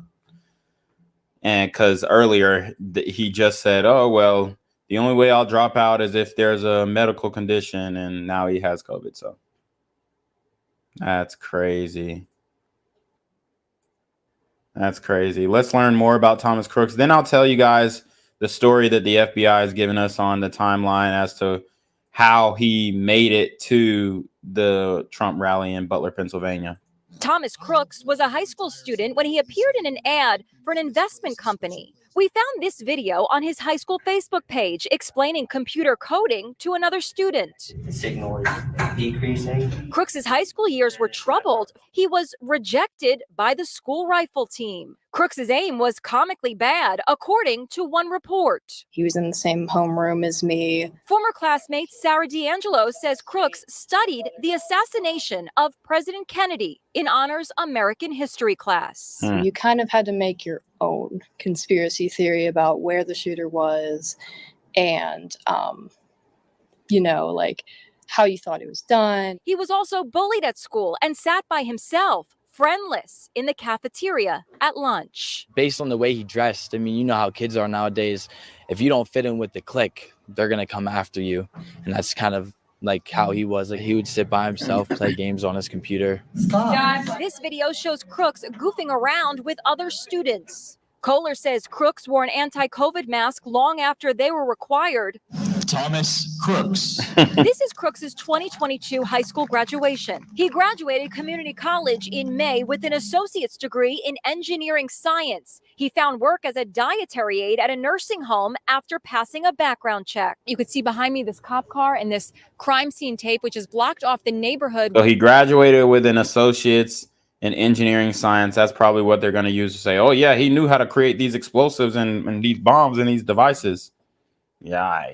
Where the shooter lived with his family. Neighbors tell us the family kept to themselves. All I have heard is that they were a very reclusive family and they didn't really talk to people. So people that live around him don't really know them. The motive for firing at Trump remains a mystery. Crooks was a registered Republican, but donated $15 to a progressive group. When 20-year-old Crooks was taken down by a Secret Service sniper, he wore a t-shirt from Demolition Ranch, a YouTube channel that features firearms. The FBI are now scouring Crooks's phone for clues to a motive.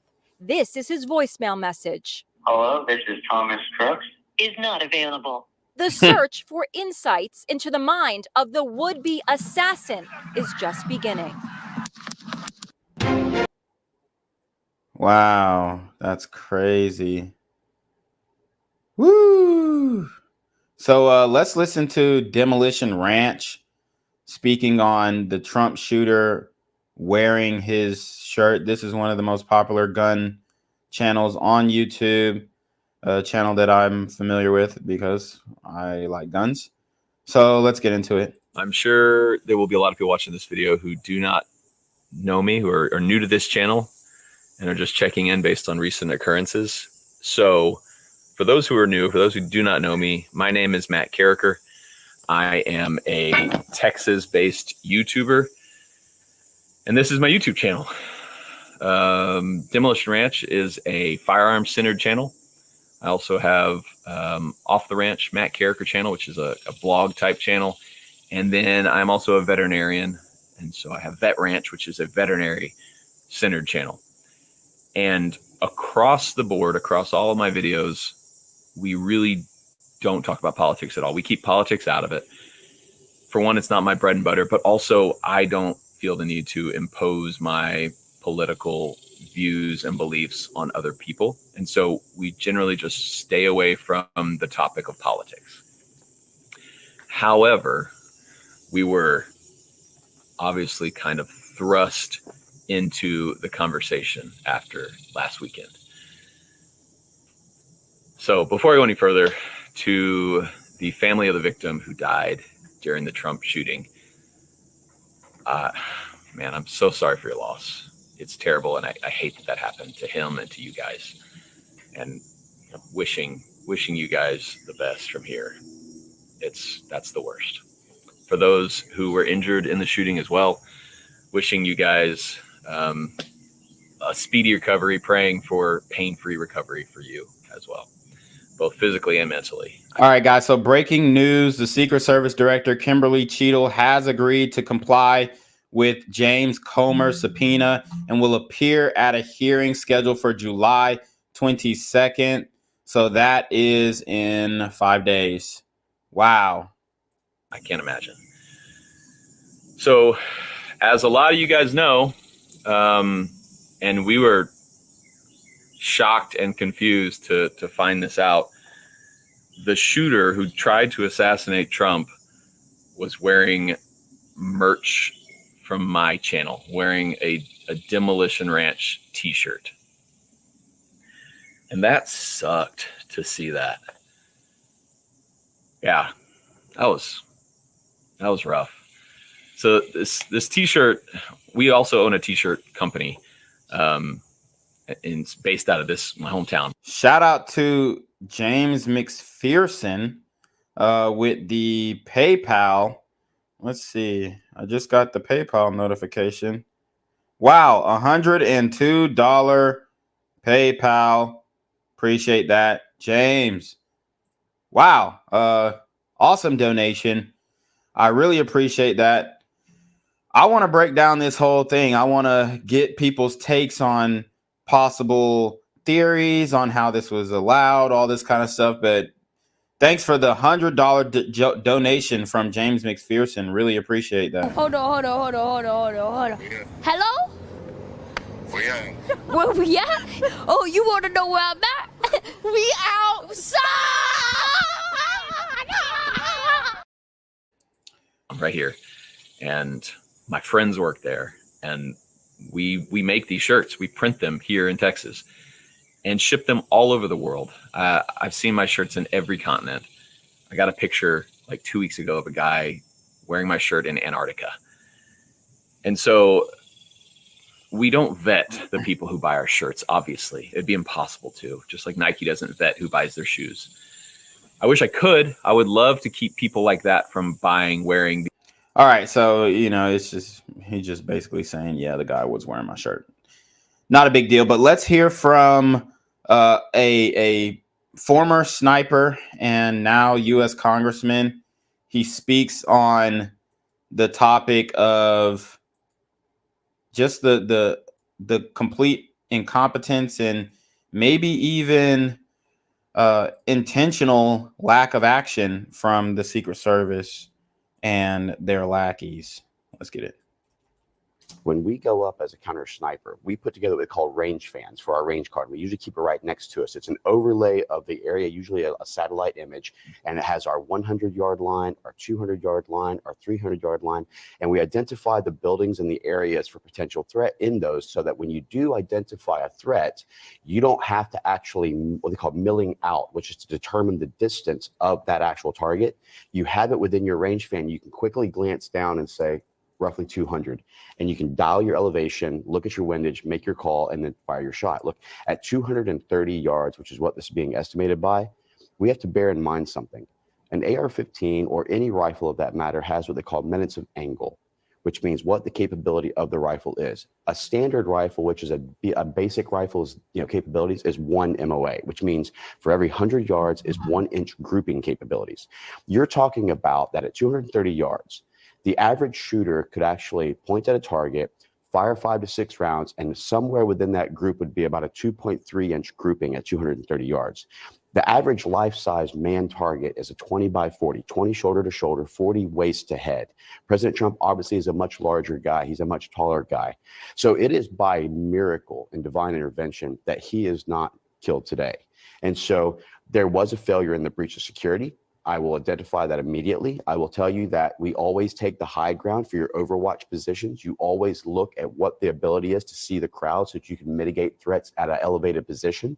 And one of the areas why you look at high angle fire shooting is also the direction and trajectory of the bullet itself. It's not like shooting at a flat trajectory where you have over penetration and can get other individuals. This is going to eventually just hit into the ground. So the oversight on this is that you're talking about 230 yards, which is nothing for a shot, adjacent to the stage of the president. And there was no one on that building. No one, even if you're not going to put anyone in the building, standing next to the building to ensure there's no access to the building. So I'm glad that the speaker is going to do an investigation on this because I think that it's warranted. I think that I applaud again what the Secret Service detail had done, what the counter sniper CS team has done. But I will tell you, this is a massive security breach, in my opinion. Yeah, well, and we can show on the screen too. So this is first of all, we're looking at a map here, or we were looking at a map. And if we could bring. So just run that back. They had the graphic. And this is the official CNN graphic. As you can see, this is where Trump was on the stage. Location of the gunman. Obvious checkpoint right here. Very obvious checkpoint. How the hell? This is a direct line of fire. Do you see this, guys? Holy crap. And the Secret Service is on this roof right here. So they can see Thomas Matthew Crooks on the roof, you know, and apparently there's a slope on the roof, and there is a slope on the roof, and they couldn't see over it to a certain extent. You know how the other side of the roof like slopes down. It's almost like the dark side of the moon. You can't see it just based off of its position. But he would have to come over that slope to take a shot at the president. And there's already reports that the Secret Service spotted him 10 to 20 minutes before. Anyway, so it was a complete failure. The second sniper team, they were the ones to take him out, not the ones who are being circulated, the image that's being circulated and stuff. They didn't take him out, in my opinion. Yeah, well, and we can show on the screen too. So this is first of all, we're looking at a map here, or we were looking at a map. And if we could bring up, there's imagery of the shooter, deceased shooter on the top of a rooftop, just to kind of give people some context of what we're looking for here. But to just sort of, Congressman, like dig in on this, there were also reports, and we have some information coming into CNN this morning, that somebody was seen going roof to roof. There was an eyewitness that talked to the BBC about trying to warn people about this. I guess I'm just trying to wrap my head around. I mean, it sounds to me like you're saying this was an incredibly significant. This is a very significant security breach. And this is why it's so important, not only to ensure that presidential candidates and others had the necessary resources on their details and not to try and save money by trying to cut or deny resource and details. Look, you're talking about even, Kennedy himself, who's running right now, has denied his own detail. I mean, he was supposed to get a security detail as a presidential nominee or, for an independent party, but he didn't even get an actual, and you're talking about a guy who lost his dad and his uncle. So, it is serious when you talk about security breaches and you talk about the apparatuses that are being utilized. And so I would just stress the fact that not only do I see this as a massive security breach, but also we have to play into a part of, you have to work with your local law enforcement departments. You have to work in with other agencies and coordinate to ensure that at a minimum, I would have said, you have a local law enforcement officer at that location where that building is to ensure that no one can gain access to a higher ground location. That in itself could have prevented this actual shooting. Congressman, you also said that you spoke with Eric Trump last night. Can you tell us a little bit about how the family is coping and what else you spoke about? I'm not going to go into kind of my conversation with him, but I'll just stress the fact that, he felt very strongly, one, about the excellent job that the Secret Service has done. One of the females that was actually corralling around the president to try and get him was actually on his detail whenever he was on Eric's, and said that she's absolutely phenomenal, as well as for the fact that the gentleman that's just to the right in the picture there right now, Eric said these are some of the most loyal, most dedicated, most committed individuals that you'll ever find. And, he is continued to provide accolades, and even to the CS teams, counter sniper teams, say these are the guys who are the best of the best. I've shot with them. I've seen what they do. I disagree, but whether it be at Quantico, whether it be at Meade, whatever be the case. But his concern was that he definitely said, Corey, if that was you or I, this would have been a whole different story. And we just have to be thankful for the fact that through divine intervention, through a very luck where literally milliseconds and millimeters matter, that this didn't end up a lot worse. And so obviously I know it's very shaking and rattling for the children of President Trump, also for those around him, but this is a time, and I like what you said in our earlier segments, this is a time that is not about partisanship right now. This is not a Democrat, Republican, conservative, socialist. This is an American issue where we just saw a massive security breach that could have resulted in the assassination of President Trump. And we have to take this very seriously, and we cannot in any way utilize dangerous rhetoric, which is going to continue to amplify things. We need to actually hit the cool down button right now and understand that America is better than this. And the Democrats didn't get that message. They're still using the existential threat to democracy. He's a threat to democracy. Oh, he's Hitler. They're still saying it. And that we have to continue. And there's even some Democrats who are gloating and wishing that the shooter didn't miss. It's a whole thing. It's absolutely ridiculous. These people are insane. To pray for all of our candidates, all those who are running for office, because we put ourselves out there. You know, I've had death threats while I've been running. I've had people who, when I go into a certain event, I have my, Seminole County police officers, the sheriff's office, or Volusia Sheriff's Office, who has actually had to be there because they want to make sure they're responding. This is a time that we need to take it down a notch. And so we have to start looking at how do we utilize the RNC convention that I'm heading to today around noon?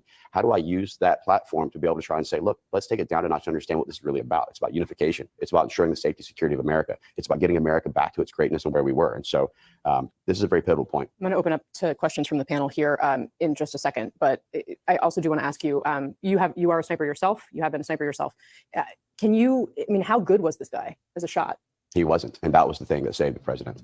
The bottom line is that I can tell you with absolute certainty, if you put me at 200 yards, we were trained that anything within 300 yards and in, you would only do what we call hollow T's, which is here and here. That is your only mark in which you're actually aiming and shooting for. Anything beyond that, you basically do a center mass shot. When you're talking 230 yards, I will tell you that I can look on target, get on target, and then close my eyes and pull the trigger and still hit a man-sized target silhouette all day long. Yeah, so that's what you were saying before. One second. That's what you were saying before when you said if it was you shooting or Eric Trump shooting, or anyone who had true anyone experience. who was actually experienced, that's what would happen. Sorry, Sorry, my question is just you're a sharpshooter. Are we holding? You see what I'm getting at? It's the average shooter. The average shooter could have been able to do that. I can put anyone on this panel onto an actual range, right? Dial in exactly where it needs to be, and in some cases, not even dial in the elevation. Just tell you, go ahead and see the crosshairs and aim at your target, right? And I will tell you 9 out of 10 times you're going to hit that target. Right. I think, having done advance as well, there's such a relationship between the advance team and the Secret Service in figuring out where can the candidate be, where is the counter assault team going to be, where's the stage going to be, exactly, all of those things. And part of what I have found surprising, I'm not criticizing anyone until we know the facts, but it was surprising to me when we see the map that this building, I guess, was outside of the perimeter and somehow maybe not that's the accounted issue. 300 for. yards is not outside the perimeter when they have a permissible and visible shooting platform. Yeah, a perimeter is usually 5 miles, ain't it? But I guess as far as a sniper goes, it's supposed to be like half a mile. The thing for me is that everyone, I hear this continually utilized. Well, it's outside of the platform or perimeter or shooter. Who determines the distance on the perimeter? Your security advance team does. So when you lay that out, if that was a private business, and I believe I saw earlier it was AGR or something like this, correct? You would actually have your law enforcement, your advance team go talk to the CEO there and say, hey, listen, we're obviously having a rally. We don't want it to disrupt your business. We want to make sure that you guys have the ability to come in and out of the parking lot so it doesn't disrupt things. But could we actually put someone on your rooftop to be able to provide additional oversight? I've never seen where we've been denied that opportunity. And even if they did, you would at minimum have at least said, well, can we at least make sure that any of the areas which is permissible to get to the rooftop, that we can place a security guy there or we can place a law enforcement officer there? And one thing I want to show our viewers, if we could put up the Doug Mills photograph, please, to just kind of underscore what the congressman has been talking about here. That is a picture of a bullet, right? You can see it circled there. And I mean, Congressman, I welcome your comments on this as you have been discussing kind of just how close this call was. This is what we call the vapor trail. And what you find is in days of higher humidity, you actually see this more clearly. This is the benefits of why when a sniper and their spotter will lay down in a prone position and overlap one another, it's so that while the recoil is absorbed by the shooter themselves, the spotter can actually watch the vapor trail of where the bullet's going so that if it didn't impact target, they can actually call for the follow-up corrections. So, all right. So, just kind of breaking down the lapses in security. Let's see. There's another video of Matthew Crooks appearing in the Blackrock video. Let's see.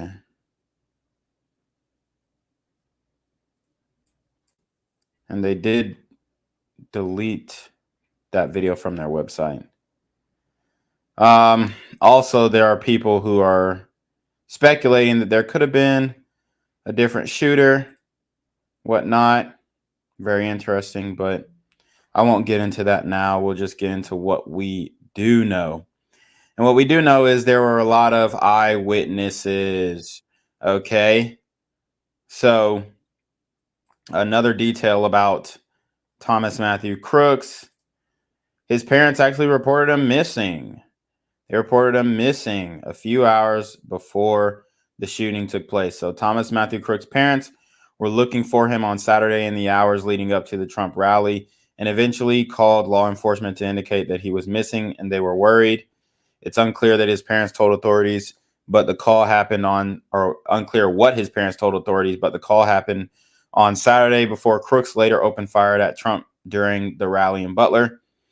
The parents are being cooperative with authorities and the FBI is still trying to determine a motive for the attack.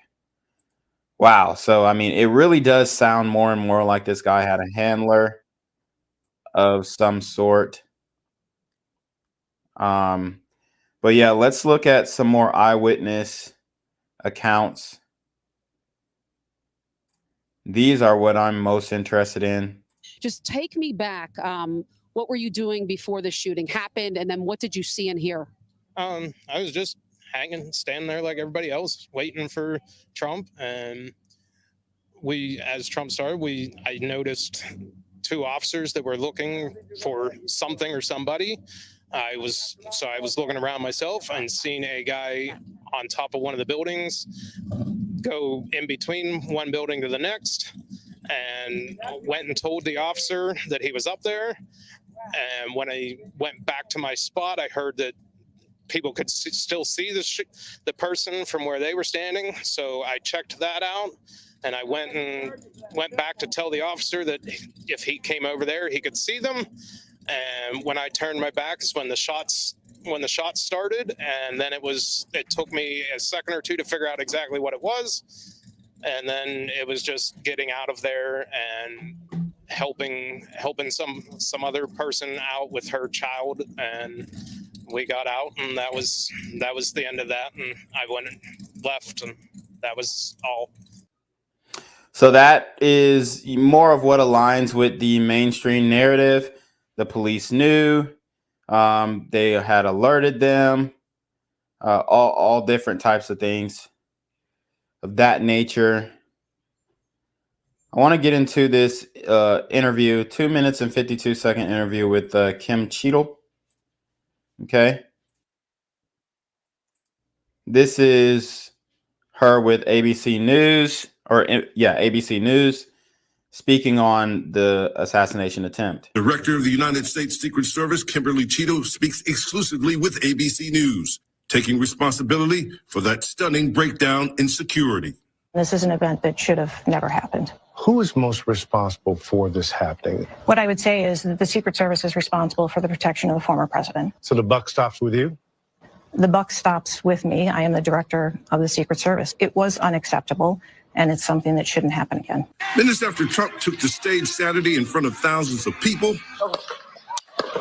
gunman Thomas Matthew Crooks wounding the former president and 3 others before a Secret Service counter sniper took him out. I'm being told that the shooter was actually identified as a potential person of suspicion. Units started responding to seek that individual out. Unfortunately, with the rapid succession of how things unfolded, by the time that individual was eventually located, they were on the rooftop and were able to fire off at the former president. ABC News now learning that heavily armed local police were actually stationed inside the building. The gunman climbed, but they missed him. This video showing a bystander pointing towards the building as police look onto the roof. Butler town officials confirming that after they became aware. I mean, you can clearly see the motherfucker right here. If I would have seen him, I would have just shot at him.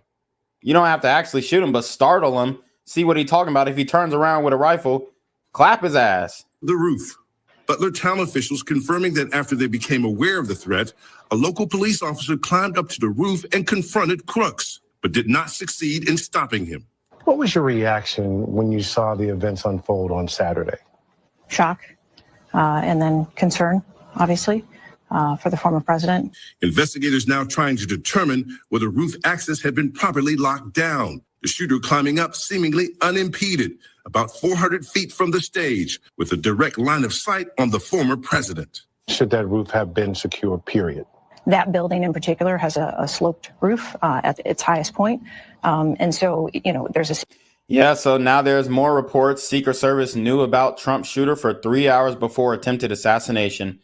Thomas Crooks was on the Secret Service radar after entering the Butler, Pennsylvania rally with a rangefinder, which what I spoke about earlier. At 3 p.m., despite being watched, Crooks retrieved his rifle from his car and was later photographed scouting from a roof. Secret Service lost track of him temporarily before the attempted assassination. Safety factor that would be considered there, that we wouldn't want to put somebody up on a sloped roof. And so, the decision was made to secure the building from inside. Cheeto says the Secret Service was responsible for the inner perimeter of the rally, where Trump was, but local police were responsible for the outer perimeter, where the gunman was located. In Washington, lawmakers demanding answers, calling on the Secret Service director to appear before Congress. We will be transparent both internally with my own folks and externally with members of Congress and with the American public. That's what the public deserves. The president and Homeland Security Secretary said today they had 100% confidence in you, but there are some members of Congress calling on you to resign. I appreciate the Secretary's comments, and we're going to continue to be transparent and communicate with people. Do you plan to stay on? Absolutely. I do plan to stay on. Yeah, so this bitch is absolutely retarded. You should resign, you dumb bitch. You suck. You're horrible. You fucked up. Take accountability. Take accountability. Here's another video of Thomas Crooks in high school in that coding class. Let's watch the full thing. Hi, this is Jim Geis, and this is our Raspberry Pi lead session. Contrary to popular belief, we are not making Raspberry Pis here. This is a coding course that connects the physical hardware to the software to the student's mind and teaches them how to make a computer interact with the physical world around them.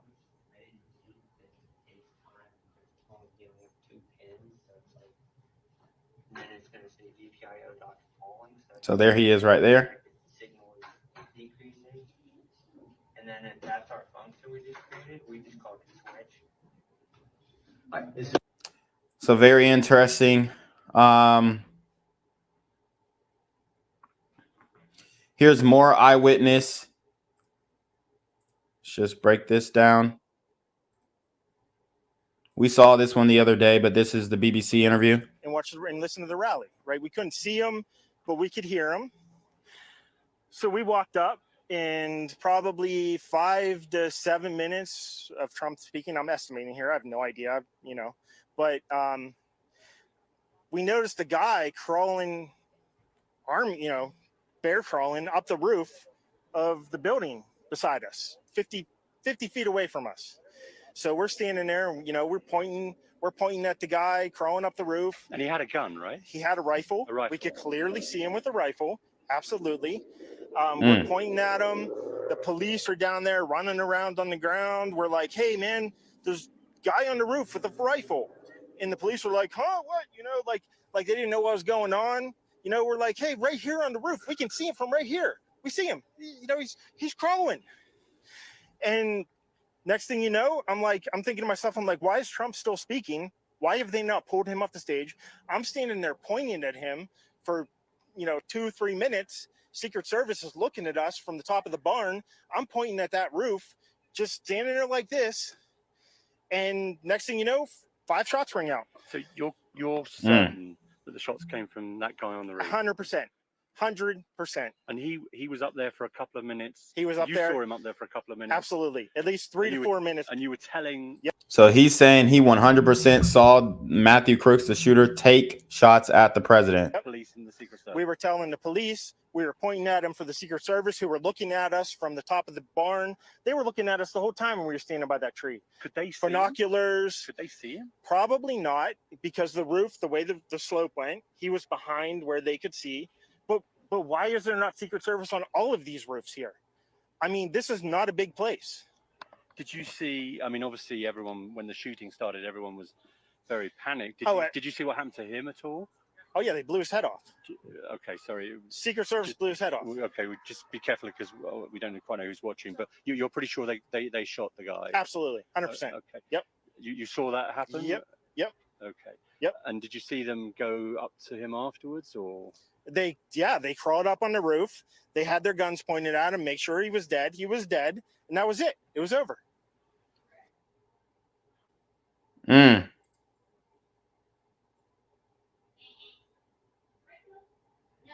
All right, man. That's wild. Let's get some more eyewitness reports. Honor, that's exactly where I heard him come from. What did you see, sir? I heard the shots. I thought it was firecrackers to begin with. Somebody over there was screaming, "He's been shot! He's been shot!" So I made my way over. I said, "I'm an emergency department physician. Let me help you." The guy had spun around, was jammed between the benches. He had a headshot here. There was lots of blood, and he had brain matter there. Oh, and no. so I got him. There's a helicopter coming in to get him. I got people there really helpful. I got Was him there only up one on the person bench. shot that you saw? Then I did CPR, did chest compressions as well as I breathed for him. One person. I was the only one You that guys, did we it. need to evacuate everybody. All right. So that's just some more information, more eyewitness accounts. Here's a video of President Trump arriving at the ambulance, walking in. People were very worried about him, and he walked in. We're front row, and my friend saw blood coming out of his head. Oh my God. Oh, Jesus. There he is. Oh, there he is. There he is. There he is. There he is. Oh, thank God. He's walking. He's walking. He's walking. So they were very excited to see that President Trump was walking after the shooting, which is awesome. Man, it's just remarkable that he was not killed in this assassination plot.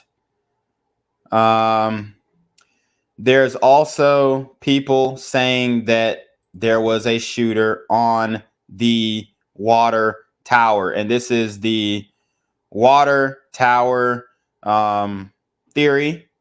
Okay. So let's break this down.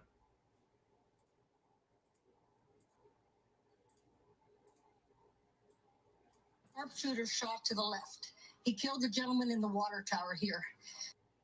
So she's talking about the water tower. First crack Let's go. of the gunfire, and I just screamed, "It's the sniper! It's the sniper!" And he was firing down toward the water tower. That's what we're hearing. Shooting down toward the water tower. Fence where the other shooter was. There was one I heard in the water tower. There was one by the fence. And still One in the water tower, one above the fence. Now, these are the first accounts, okay, which you do have to take with a grain of salt. But let's see.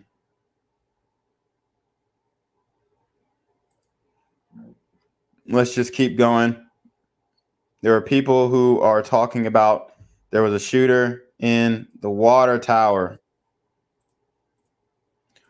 or there were shots down toward the water tower, which I guess down wouldn't make sense because the water tower is tall.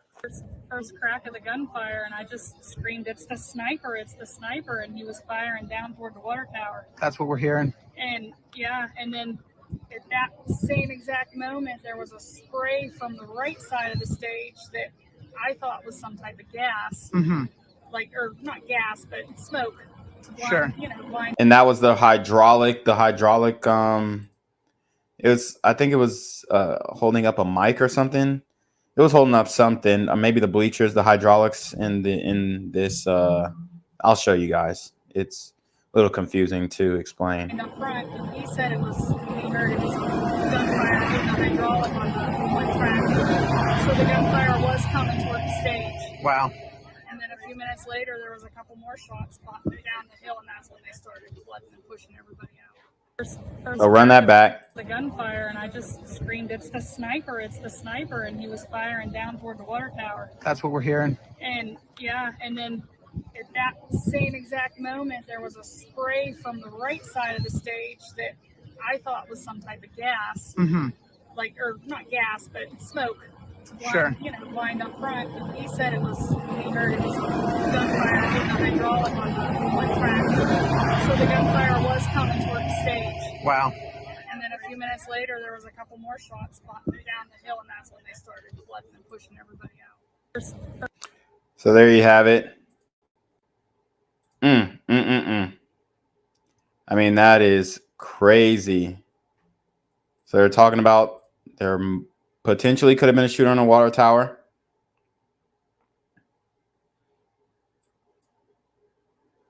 Okay. So let me see if I can show you guys this map. Okay.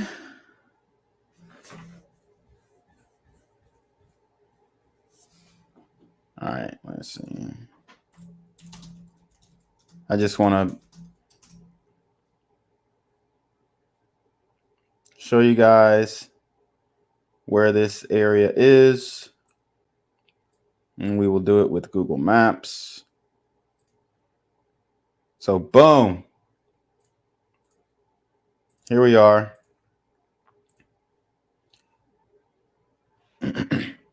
All right, so here is where President Trump was set up, right here. Here's where the stage was at. If you see, you can see AGR is the building that Thomas Matthew Crooks fired from. He fired from approximately this area here. And the water tower, boom, is right there. So there really could have been a potential shooter, and all it would take was boom, shoot from the water tower, climb down, walk through these woods, get on Whitestown Road or Meridian Road, have your car parked on either road, and then boom, you're out like a light. Okay? So there could have been somebody on this water tower who was firing. And there have also been some theories where they're saying the shooter might have come from inside AGR International. So they're saying that the shooter could have been inside the building on the second floor. Could have been, I mean, he could have been part of an intelligence community. Let's just say that. And yeah, man, it's just crazy.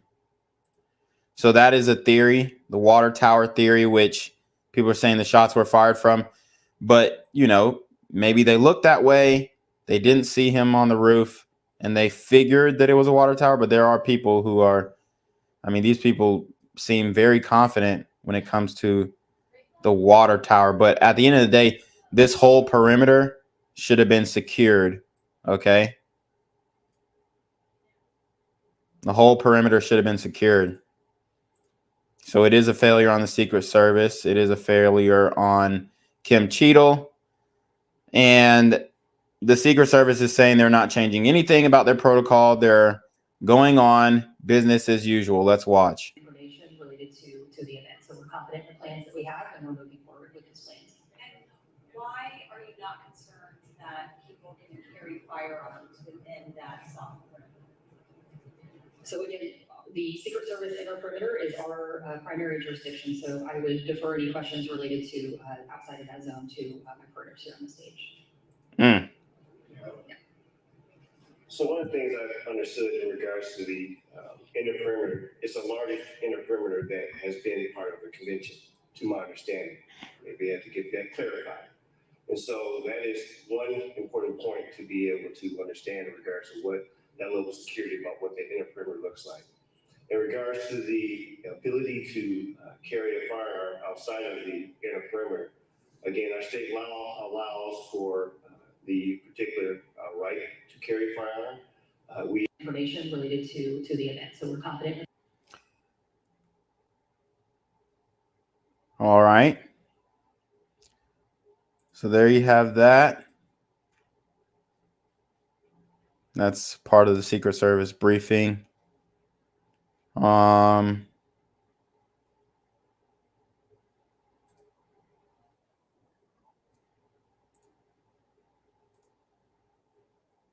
right, let me see if I got any more of these interviews.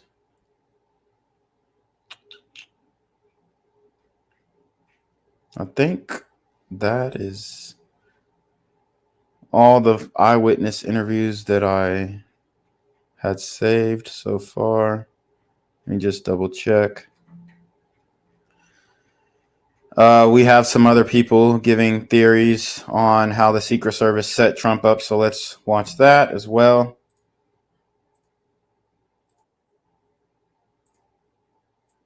I want to say one more thing before shutting down for the night here in Japan about the shooting that that just occurred, the suicide attack.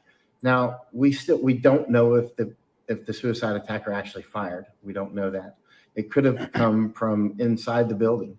Yeah, so we still don't have ballistics, and there are theories that because there was a police command post inside the building, and the Secret Service said there were police inside the building, just not on top of the building. One of these agents, rogue agents, could have,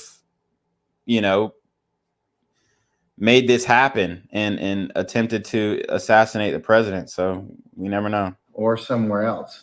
That as soon as I saw that water tower, I wondered about that. When I saw those buildings, I wondered about those as well. But I mentioned a few times yesterday or the day before, that a shot easily could have come from inside of that building. Anybody who's been through much sniper training or, doing concealed sort of positions like that knows that would have been pretty simple, actually.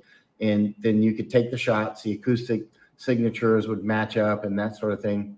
And then the radio calls and all the late, allowing the guy to go up on the roof and, the ladder and all these different things actually could easily be explained if the support base was inside the building.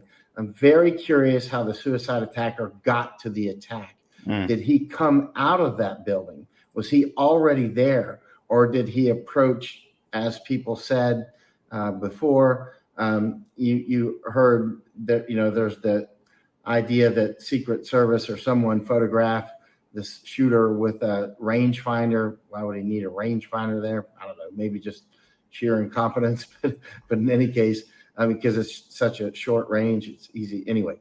But the bottom line is, where did that shooter come from? That's why everybody needs to upload all their videos. Upload all your videos onto X. Upload them onto brighteon.com, brighteon.com. I can't even write Brighteon on X because X hates Brighteon for some reason.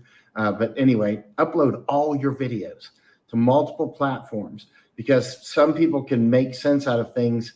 Like I might upload something that doesn't make any sense to me. It looks like garbage, but then somebody else can go, bingo, that's what I was looking for. There's those guys with that shoes, with those shoes I was looking for, something like that, right? And so just upload it all, share it around, mix it around, let everybody's collective mind work on this, and then we'll get a lot more out of it. We've got to percolate for a while. Upload it all. Where did the shooter come from? Did he actually come in and approach that building, or did he just magically appear and go up the ladder, like as if he came out of the building? Right? I have no idea. And so, but if that building was the MSS sort of the support base to make that happen, that would have been easy. I mean, he's got the rifle there, the ladder's already there, or just pull it out, go up. Yeah, so they're saying he got that ladder from Home Depot, and he got a different ladder, which was I think it was a 5-foot ladder. They're saying he got a 5-foot ladder. So there are images of a ladder on the side of the building. So let me go to that really quickly. Oh, well, actually, there was actually some good information here from another classmate, but there was images of a ladder. I'll show you guys that. We'll watch the classmate interview in the meantime. No. It's only a minute. I brought up the fact that I'm Hispanic and, you know, I'm for Trump. And he said, well, you're Hispanic, so shouldn't you hate Trump? And I was like, no, he's great.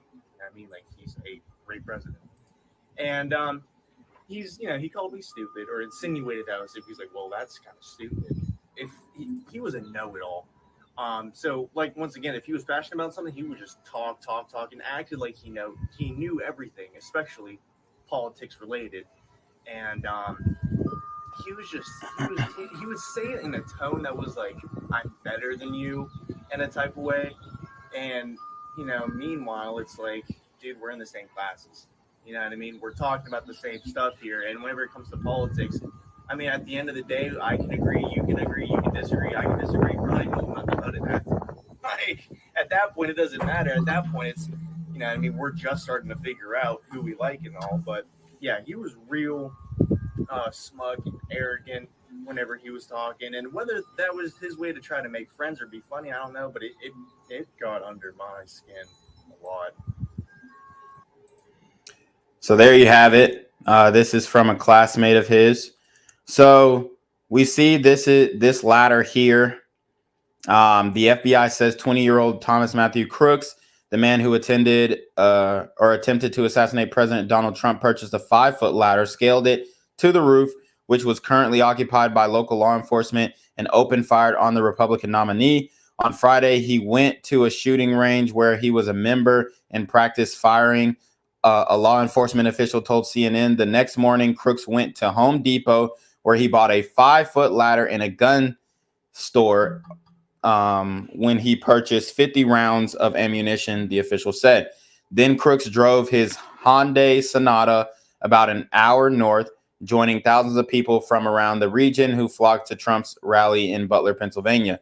He parked the car outside the rally with an improved explosive device hidden in the trunk that was wired to a transmitter he carried, the official said. Then investigators believe he used his newly bought ladder to scale a nearby building and open fire on the former president. So this apparently is not the actual ladder he got on, but this is more of a 10-foot ladder. You can count the steps: 1, 2, 3, 4, 5, 6, 7, 8, 9. The final step, 10. 1, 2, 3, 4, 5, 6, 7, 8, 9. So it looks like we might be missing a step here, but you get the point. 5-foot ladder, 1, 2, 3, 4. Final step is 5. So he went to the shooting range, gun store, and a ladder, and he purchased a ladder from Home Depot, apparently. So let me find that image of where he actually climbed up from. Let me see. There's a lot of stuff about this guy, man. And more is coming out. More is coming out. Oh, here's another image of just how narrowly President Trump dodged the bullets. I wanted to show that earlier. Boom. Look at that. Would have been right in the temple, a temple shot. And then he looks over, saved his life. Holy shit. Milliseconds. That is how close it was. So there are people actually calling out the ladder narrative. It'd be interesting to watch this one. It says, the liars at CNN say Thomas Crooks bought a ladder at Home Depot and walked 1 mile with it over to American Glass Research, where he planned to climb up to the sloping roof and kill Donald Trump. Why didn't he drive his van to get the ladder? The closest Home Depot is 1.7 miles. What if they were sold out of ladders? Wouldn't this part have been better planned out? Home Depot doesn't want to talk about it. So it is interesting that they're saying he walked with a ladder. Is that what the official narrative is? Hold on, let me go back because that's kind of wild. People worry about a 5-foot ladder in a gun store. Then Crooks drove his Hyundai Sonata about an hour north, joining thousands of. Oh, so they're saying, so they are saying that he drove to the rally. So I don't know where this guy's getting the fact that he walked, but is that what CNN is reporting? Let me see.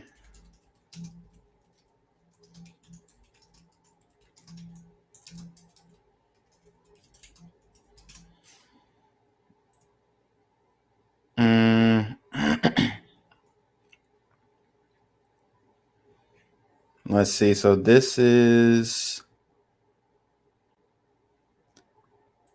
as of July 14th. All right. So this is what CNN is saying. Thomas Matthew Crooks was set to reach a political milestone, the first presidential election he was old enough to vote in.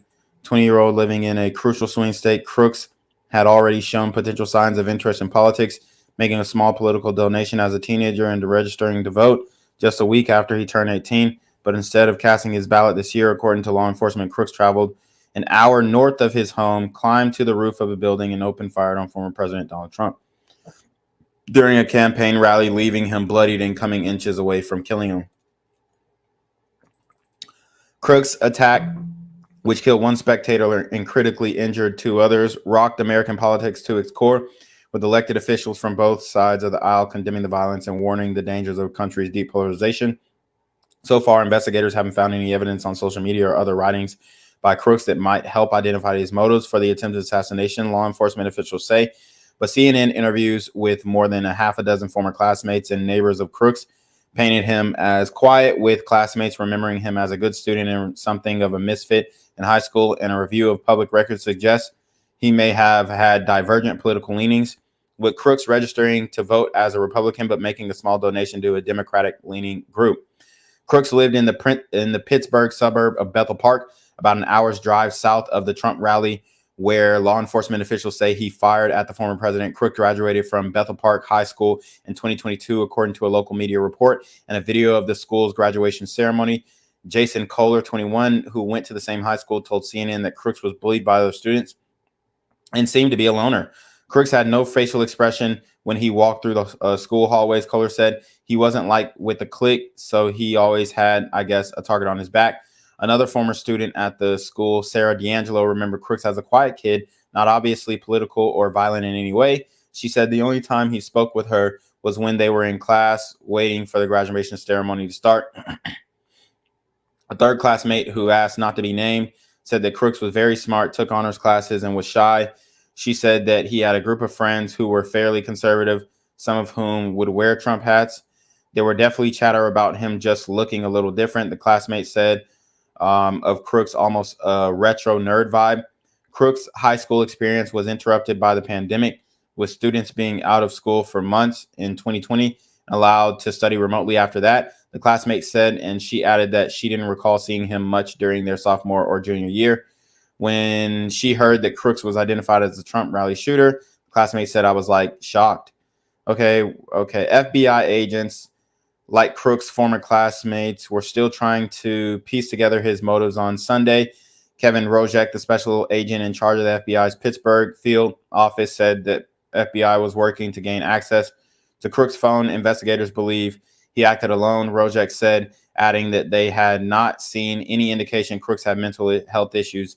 We are working hard to determine the sequence of events related to the subject and his movements in the hours, days, and weeks prior to the shooting, Rojek said, while noting that we're still in the very early stages of the investigation. The gun Crooks used was a legally purchased AR-style weapon, and apparently it was his dad. Let's see if we can find the timeline, I guess. That was more about Crooks personally.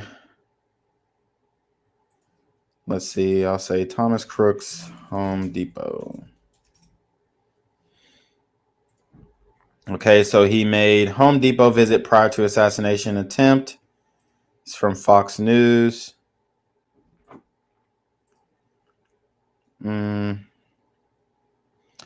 There was also a law enforcement agent who confronted Crooks on the top of the roof, and apparently Crooks turned around and pointed his rifle at him, and that made the officer fall. I don't know why, maybe he didn't take action, but or notify anybody on comms. That's here nor there. Let's watch this really quick. David Spun, Justice Department, more on the investigation now. And David, good morning to you.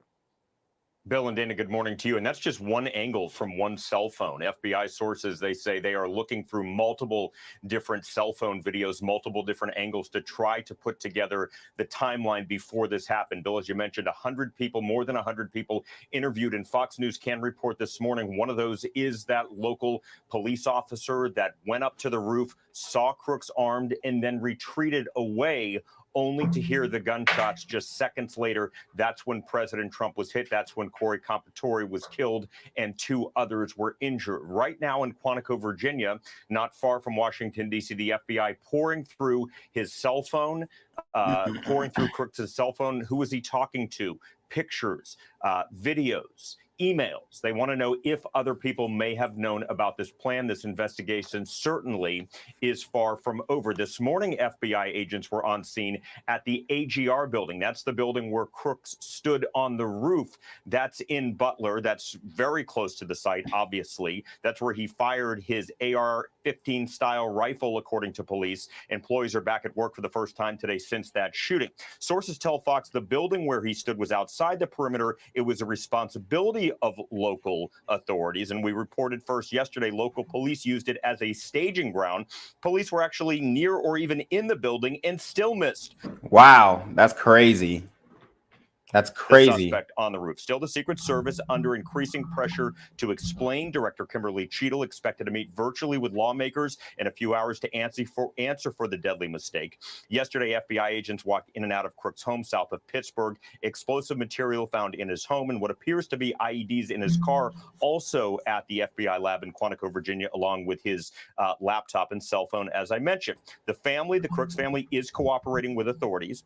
The gun was bought legally in 2013 by Crooks' father, an AR-style rifle. Authorities found more than a dozen guns in the home. Fox News is told Crooks bought multiple rounds of ammunition before Saturday's shooting. He also belonged to a local firing range. The site of the shooting, still a crime scene.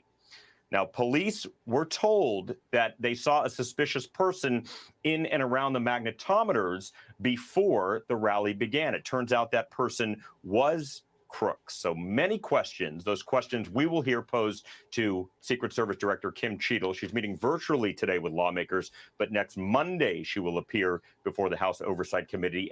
So that's going to be interesting to watch.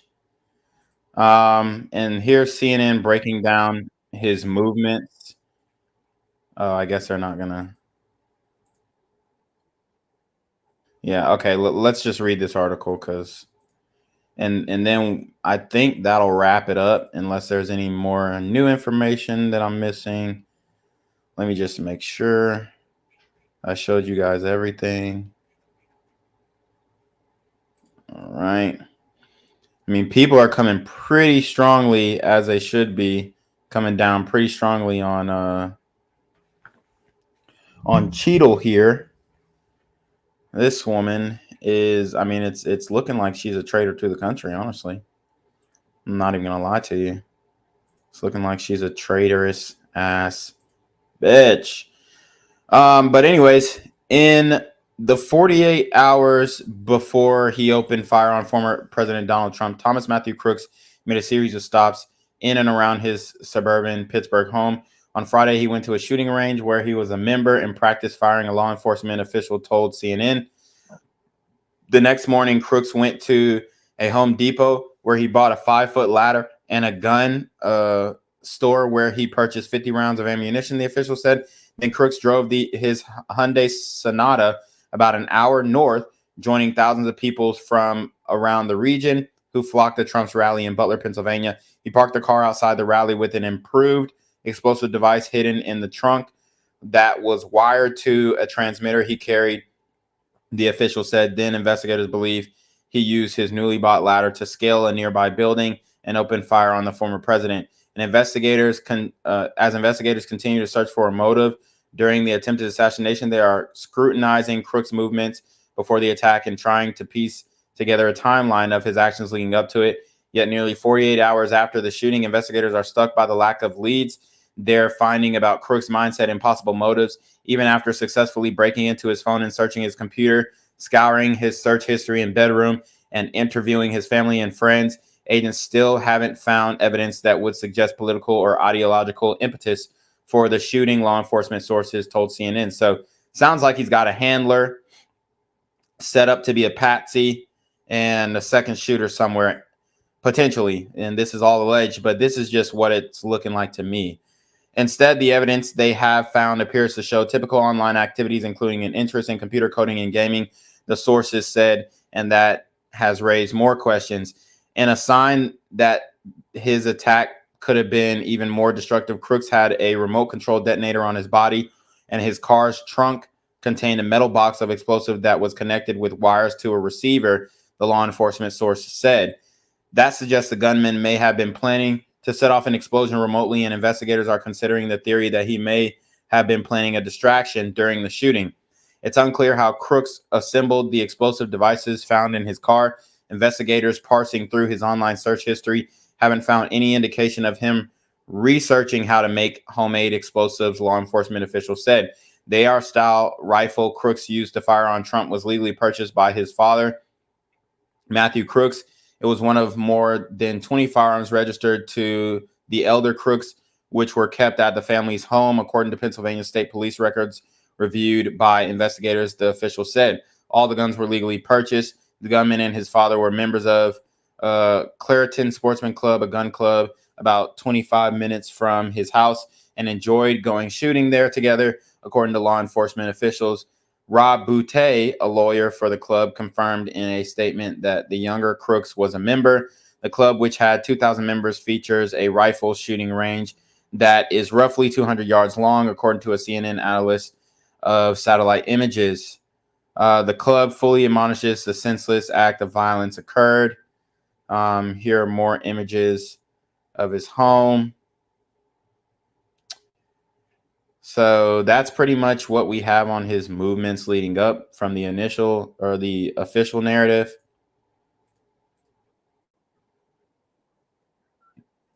Here's another video of Crooks just on some weird shit, I guess. Before, I go to Stanford University. I have a 10-inch penis, and this is him claiming he has a 10-inch penis. And they're saying that he had a mental disorder. Not really sure about that.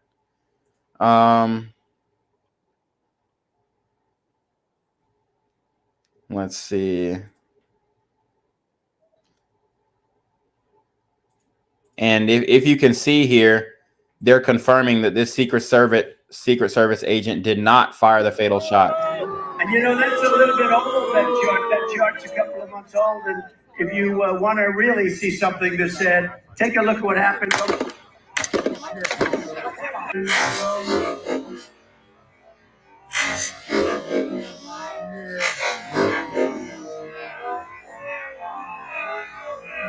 So he over here flinching. This shit's crazy, bruh. Let's see what else I got.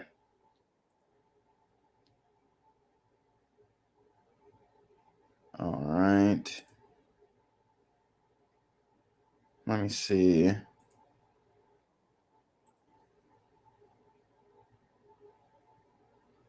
All right, cool. Here's some more information alluding to the fact that it was a stand down order or an inside job going on. Aaron, there's been some developments as the investigation has progressed. You know, what the investigators are telling us is, as far as a motive, a manifesto, the reasoning behind this, the suspect is still a blank slate. But what they have developed is a lot of the background about what happened that day. They know that he went to his employer at the nursing home where he works as a dietary specialist before this and said, I need salad. And let me just pause it right here. There are also reports that the U.S. intel community received threats from Iran and an assassination threat on Trump from Iran that led to the Secret Service increasing his security detail before Saturday's shooting, allegedly. But this plot has no known connection to Crooks, which honestly, it doesn't look like they increased his security. Saturday off, I have something important to do. But he told his coworkers, I'll see you on Sunday. So he changed his days off, presumably for this. We also understand that when he got to the fairgrounds where this rally was being held for Donald Trump, the first thing that puts him on the radar of security people is near the magnetometer area where they're screening people in. He's carrying in his hand a rangefinder. It's a device that looks like a small pair of binoculars, but it's used by shooters to measure the distance when they're setting up a long distance shot. Because he didn't have a weapon, that would not have prevented him to go through security. But they did flag, what does he have this in his hand for? At that point, they told people, keep an eye on this guy, but then he leaves the secure area, the staging area, and he doesn't turn up again for some time until the crowd says there's a guy crawling up the roof and it appears he has a rifle. There is an eerie moment in here, Aaron, where he's taking the rangefinder and he's looking through it at the counter sniper positions. And one of the counter sniper positions is looking at him through the scope. At this point, there's not a gun in the picture, as I understand it, but they're saying he's looking at us, looking at him. Then when people alert the police and they try to come up the ladder to get him, and he confronts them with the AR-15 gun, they dive for cover. And then a moment later, he opens fire. But a lot of this sounds very spread out. The end of it happens very quickly. The last piece is the search of the car. As we reported last night, 2 remote-controlled IEDs, remote-controlled bombs in the car. The remote control for those devices found on his person on the roof, according to sources. 3 fully loaded magazines with nearly 100 rounds, a bulletproof vest. So it raises the question, did he expect to escape from this? And if so, what was all that intended for? What was to happen next? Questions that are still open in the minds of these investigators.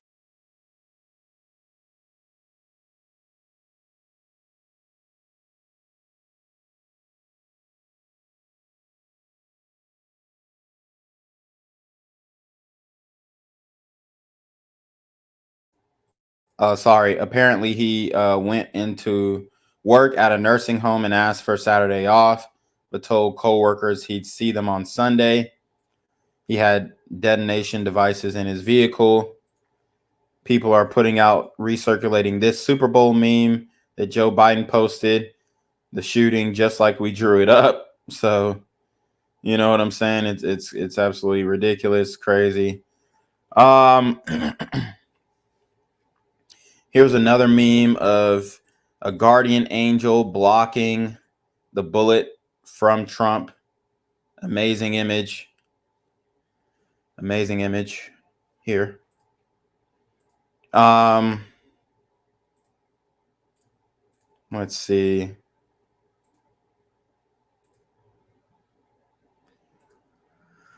Whew.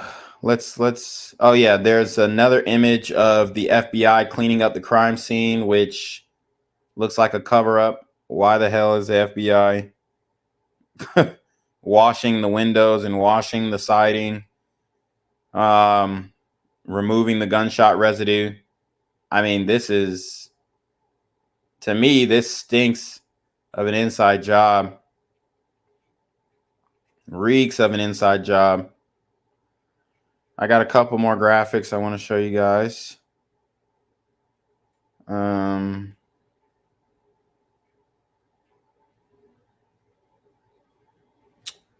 Let's see. Hold Hold on, there's somebody in my front yard moving shifty. What the hell? The hell? I was finna say. All right, so let me keep going. Sorry, it was somebody in the looked like they was pulling in the driveway. Okay. Oh, so there also are reports that are probably false, but it's rumor mill, so I thought I'd bring it up. Counter snipers' request to kill the assassin prior to his shot was denied by Secret Service. The rumor is completely unconfirmed. It is unclear if the counter sniper on the roof behind the president were with the Secret Service or local law enforcement. But now we know they actually were with the Secret Service. And people are saying that they had a stand down order, and they're saying, there's this story from a 4chan thread of Jonathan Wilson, allegedly the Secret Service agent who was on the roof, had a stand down order, and then he ended up taking the shots anyway, and he lost his job and all this kind of stuff. That was the narrative. But I think that narrative is debunked because we now know that the shooters on the slanted roof that Kimberly Cheadle said was so dangerous, these shooters didn't actually take a shot. Okay. So these guys were not the shooters. They're counter sniper team 1, and then there's a counter sniper team 2. And these guys were part of counter sniper team 1. Counter sniper team 2 are the ones who took out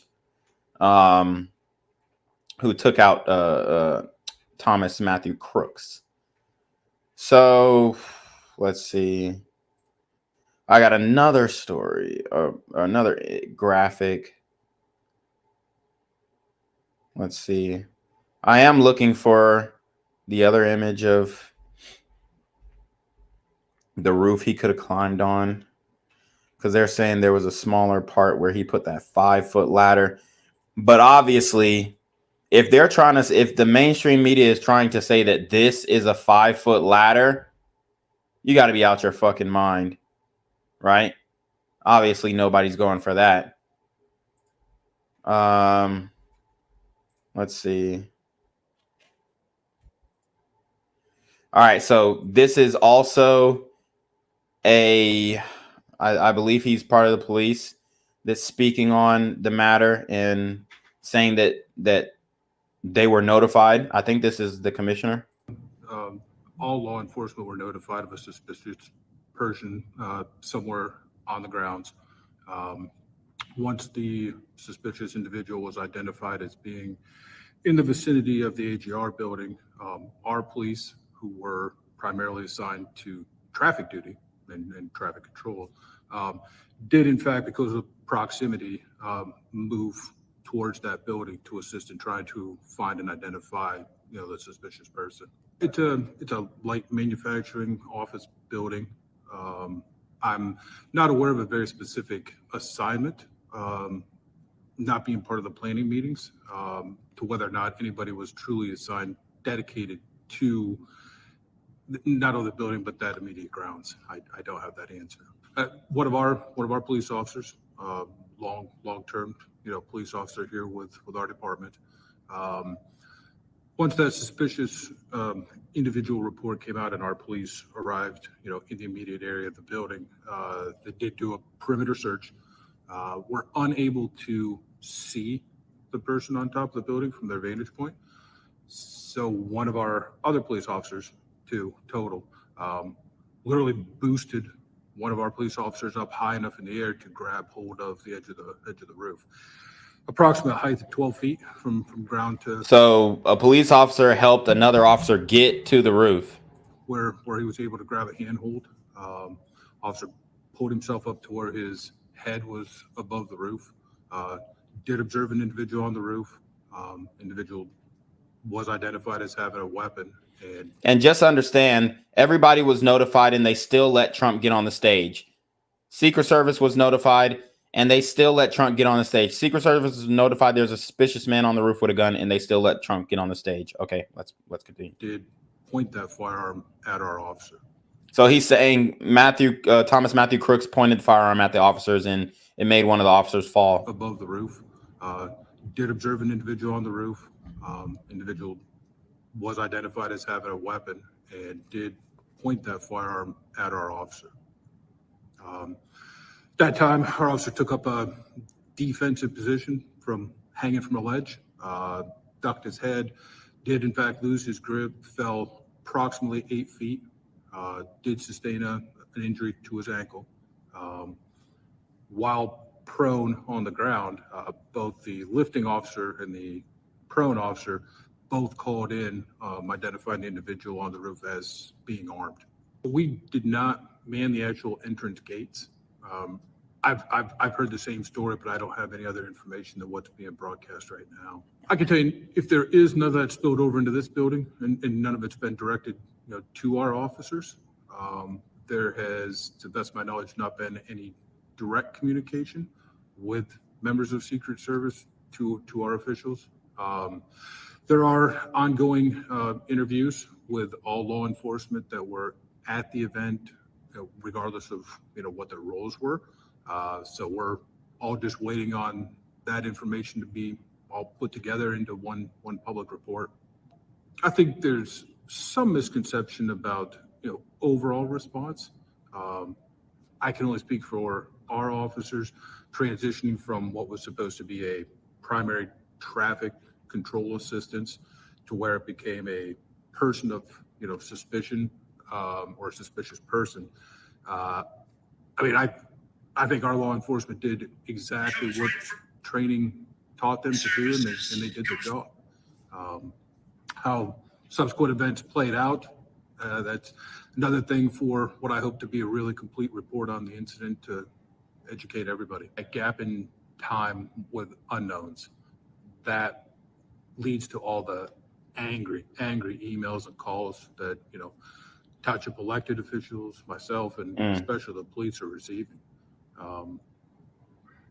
Again, hopefully the report is as timely as possible and given in a way that the public can clearly follow the timelines and how different components happened, and everybody not just learns from it, but just not living in fear, but just living, get away from it. I think I'd welcome any kind of a review that gets benefit, from the outcome. Unfortunate tragedy. Certainly hope that whatever is out there to be learned from it gets learned, and we apply that to everything going forward. So I have not been asked any questions. Again, I was more of an administrative support and offered to help with logistics, but I wasn't in any of the actual planning meetings. I wasn't in any of the formulation of an operations report that was given to our officers, which we generated internally. So I have not been asked any questions. As far as the overall interviews that I'm aware of that are taking place that the FBI are spearheading, I think they're all fact finding from everybody that was involved. My understanding is they're going to take place this week. What the duration is, I don't know. Yeah, so I think the overall operation plan that the Butler Township Police developed for their role in the traffic control, well laid out, well planned, intercommunicated with other agencies, that were tasked with the event as a whole. I thought that their response going from traffic control. All right, guys, breaking news. The local police warned the Secret Service ahead of time that they didn't have the manpower to secure the building where Thomas Matthew Crooks shot and injured Donald Trump. Richard Goldinger, the district attorney in Butler County Police, or Pennsylvania, where Saturday's campaign rally was held, said the Secret Service was informed that the local police department did not have manpower to assist with securing the building. That's from the New York Post. And or potentially patrol into a potential active shooter, kind of a response. Spoke well to their training. spoke well to them doing their job. You know, they responded as timely as they were notified, and took probably an unorthodox method of trying to identify anybody on the roof, because there wasn't access to it. It is unfortunate that one officer did get hurt, but I'd like to think that their timely identification hopefully helped minimize as best as possible the overall situation. I can honestly say here right now, I have not seen any type of email and or call-in correspondence that was direct threatening. However, the harshness of criticism from both sides of the spectrum been pretty brutal and relentless. And hopefully, because the police are being criticized, they're going to give us what they know and say, hey, it wasn't our fault. It was Secret Service. Somebody got to throw somebody under the bus and speak the truth, because you don't want this to fall back on your jurisdiction poorly. It's been going on for roughly 2 days now. Again, I think when the entirety of the investigation is done and we have the full, complete story of how this whole event unfolded, hopefully those that are as quick to send a hate email could send back an apology just as quickly. All right, so he thinks they deserve an apology, man. I really believe that they dropped the ball too, because they could have stopped it for sure. But ultimately, it was a Secret Service job. So that's where we need to put the bulk of our blame. Well, let's watch this clip from Fox News. On what the Secret Service knew about the shooter minutes before Donald Trump took the stage. For more, we want to go to Aisha, because there was a briefing today. You got some information about what happened, Aisha? Dana, good afternoon to you. We just got a big information dump, and some of it is deeply, deeply troubling. So I'm going to hold your hand and walk you through this. Just bear with me here. A lot of notes that I'm going to look at here. Just about a couple minutes ago, these senators came out of this briefing with Secret Service. They've been asking for it for days now. Finally got it with the director and Secret Service staff. And the top headline that has come out of it, according to Senator John Barrasso, just spoke to him as soon as he hung up on this briefing. He said that apparently the Secret Service... So just another look at the teleprompters to debunk the broken glass theory. The teleprompters are intact. There was no broken glass from the teleprompters. Trump was indeed shot in the ear and almost shot in the head. He said that apparently the Secret Service had identified as a character of suspicion this man, the shooter, because they saw a rangefinder on him as well as a backpack. And this all happened more than an hour before the shooting actually occurred. So they saw the guy and they identified this guy as suspicious. Now, more details coming from a source familiar here who was also in the meeting tells me that about 10 minutes before former President Trump went onto the stage, they had gone from looking at this guy as suspicious to now looking at him as a threat. That is coming from this briefing that the senators were in.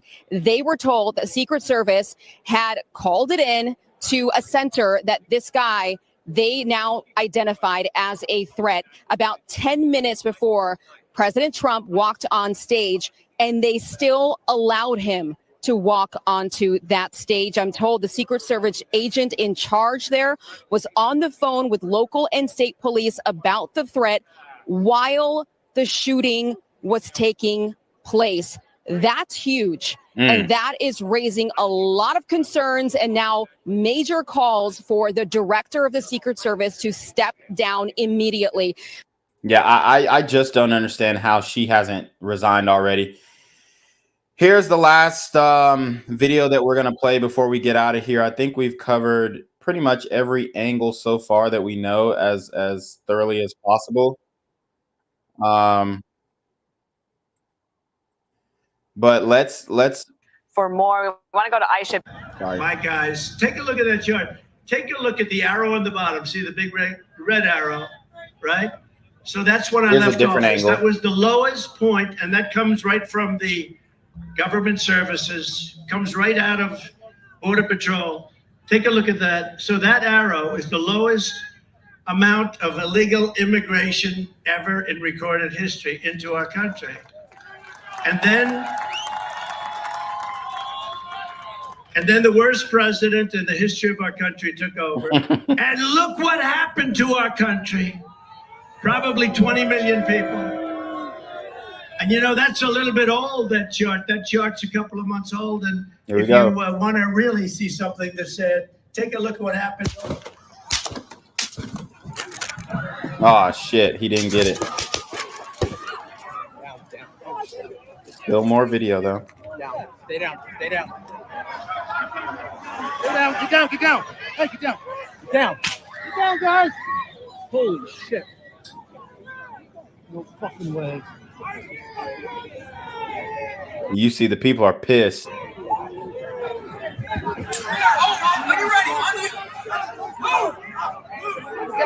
Down, down. Someone shot. Someone shot.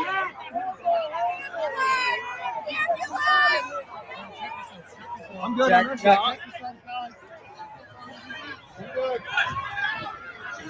Somebody got fucking hit. Somebody got shot. Get in. Get down. You're fine. Get the fuck down. Get down. Stay down. Wow. You hear it again, go in the fucking opposite direction. Stay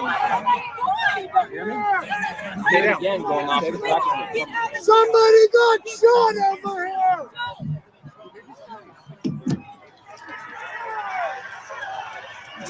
Stay down. Get down.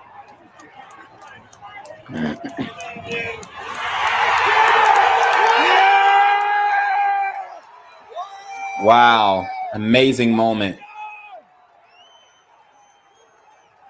Absolutely heart-stopping. Wow. I'm getting chills just now watching this. Holy crap. Somebody shot. Somebody's been shot. Wow. Medic! You need somebody to help cover them. Good. Where we gotta go?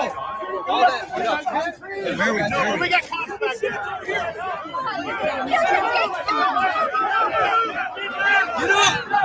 Get up! All right, now I'm gonna stop it there because I don't know if there's like graphic information, or graphic images. Wow. Wow. I mean, we've covered pretty much everything that's out so far. Let me just double check to make sure. Let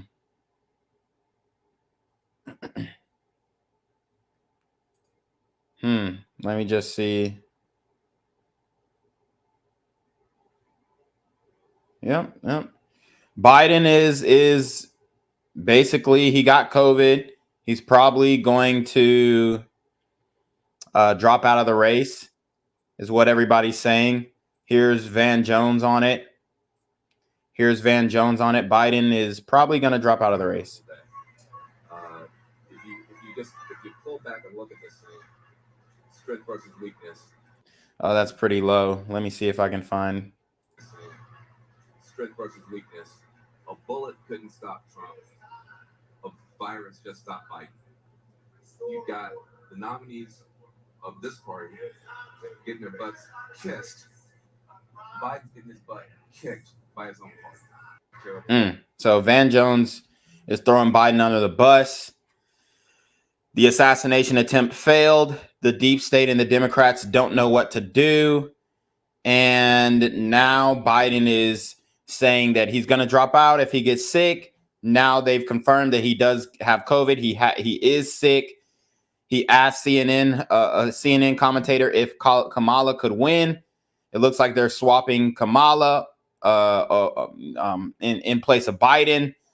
She's probably going to pick her VP around the DNC, and we're going from there. But doesn't look like Biden's going to lead the ticket. Obviously, the polls are showing he's getting mollywopped. And I think the swap out is going to be even worse, because the Democrats have already directed the illegal aliens that they allowed over the border to vote for Biden. If they don't see Biden's name, they don't speak English. They probably ditch their phones and all IDs they have. they are not going to get the memo to go out and vote for Kamala Harris because they can't speak English. So they're like, who vote for who? Who? Quien? Like, they don't know who to vote for now when Biden gets swapped out. So, man, this is going to be very interesting. A wild weekend, wild turn of events. Never saw this assassination attempt this weekend coming. I did think that they were going to try and kill him, but I didn't think it was going to be this early. But it all makes sense before the RNC so that somebody else could go against Biden, and then they would think that that person was going to get nominated and win. That's how the Democrats mapped it out. It didn't work out. The shooter missed. Whether it had been the second shooter or the Patsy shooter, they both missed. Donald Trump, he overcame this assassination attempt. I believe there will be more to come, but at the end of the day, this was an amazing effort by President Donald Trump. He's fought.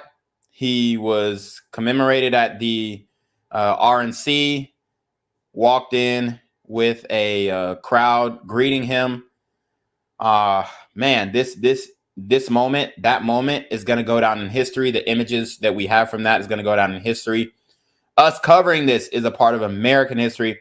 And you guys who sat through this breakdown with me, I hope that you are more educated on this subject, on this topic. Whenever these leftists and liberals and woke Democrats try and tell you Trump staged it, then you can give them the facts. You can send them this video. That's absolutely unequivocally false. That is a complete wacko conspiracy theory and will not be corroborated by any sources or any, anybody on, maybe the leftist mainstream media might be parroting that, but they all know it's not real and they can't report it as fact. So, wow, just an insane stream. I appreciate you all for joining, but you already know what it is. We are going to send it off to Jen Cuevas to take us away, because this is a Black Gen Z Mindset, aka BGZM News 17, aka Jen Cuevas Jackson. We are going to send it off to Jen Cuevas Jackson to take us away. Guys, I appreciate your support. I appreciate your supporting the merch. I did get one of you guys ordered 3 t-shirts. We're going to get that process. We're going to get it shipped out as soon as possible. All the support that you guys are giving me, it really helps.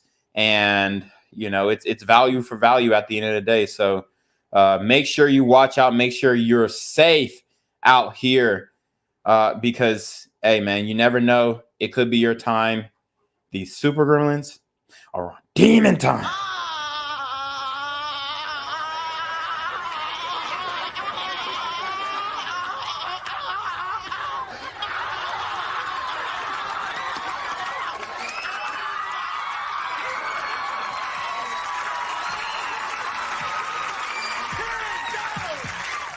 What's good, Shadow Realm? It's your boy Jen Cuevas Jackson, and y'all already know I'm demonetized and shadow banned in this bitch. So if you want to contribute, go to the Cash App, the PayPal, the GoFundMe, or join the Patreon. Also, don't forget to visit the merch store for all your favorite BGZM News 17 gear, including our exclusive Trump is a Blood t-shirt. Go fast before they sell out. They are already flying off the shelves, no cap. And remember, these super gremlins are on demon time. Yo, what's good, BGZM News 17 family? I'm at the corner of Jesse Jackson and Marcus Garvey, and I got some bad news for you. As you can see, I lost my job. I'm out here living in cardboard boxes outside of boarded up vacant homes. YouTube said I'm done getting money out here in these streets. They even took my funky ass suit. So anything right now would help. So go ahead and hit that Cash App, hit that PayPal, hit that GoFundMe. Hell, cop the merch. Or if you want to make the long-term commitment to the Jen Cuevas Jackson Fund, join the Patreon so that I can continue to put out top-notch content each and every day. Also, check out the Rumble, where there is absolutely no censorship. Link in the description box below. Hey, yo, ain't that nigga did Quavius? Yo, I recognize. No, that's not me no more. Hey, yo, run your pocket. Y'all killing me with this shit. Do the opposite of Antonio Brown and take What all your more shit do off. you want from me?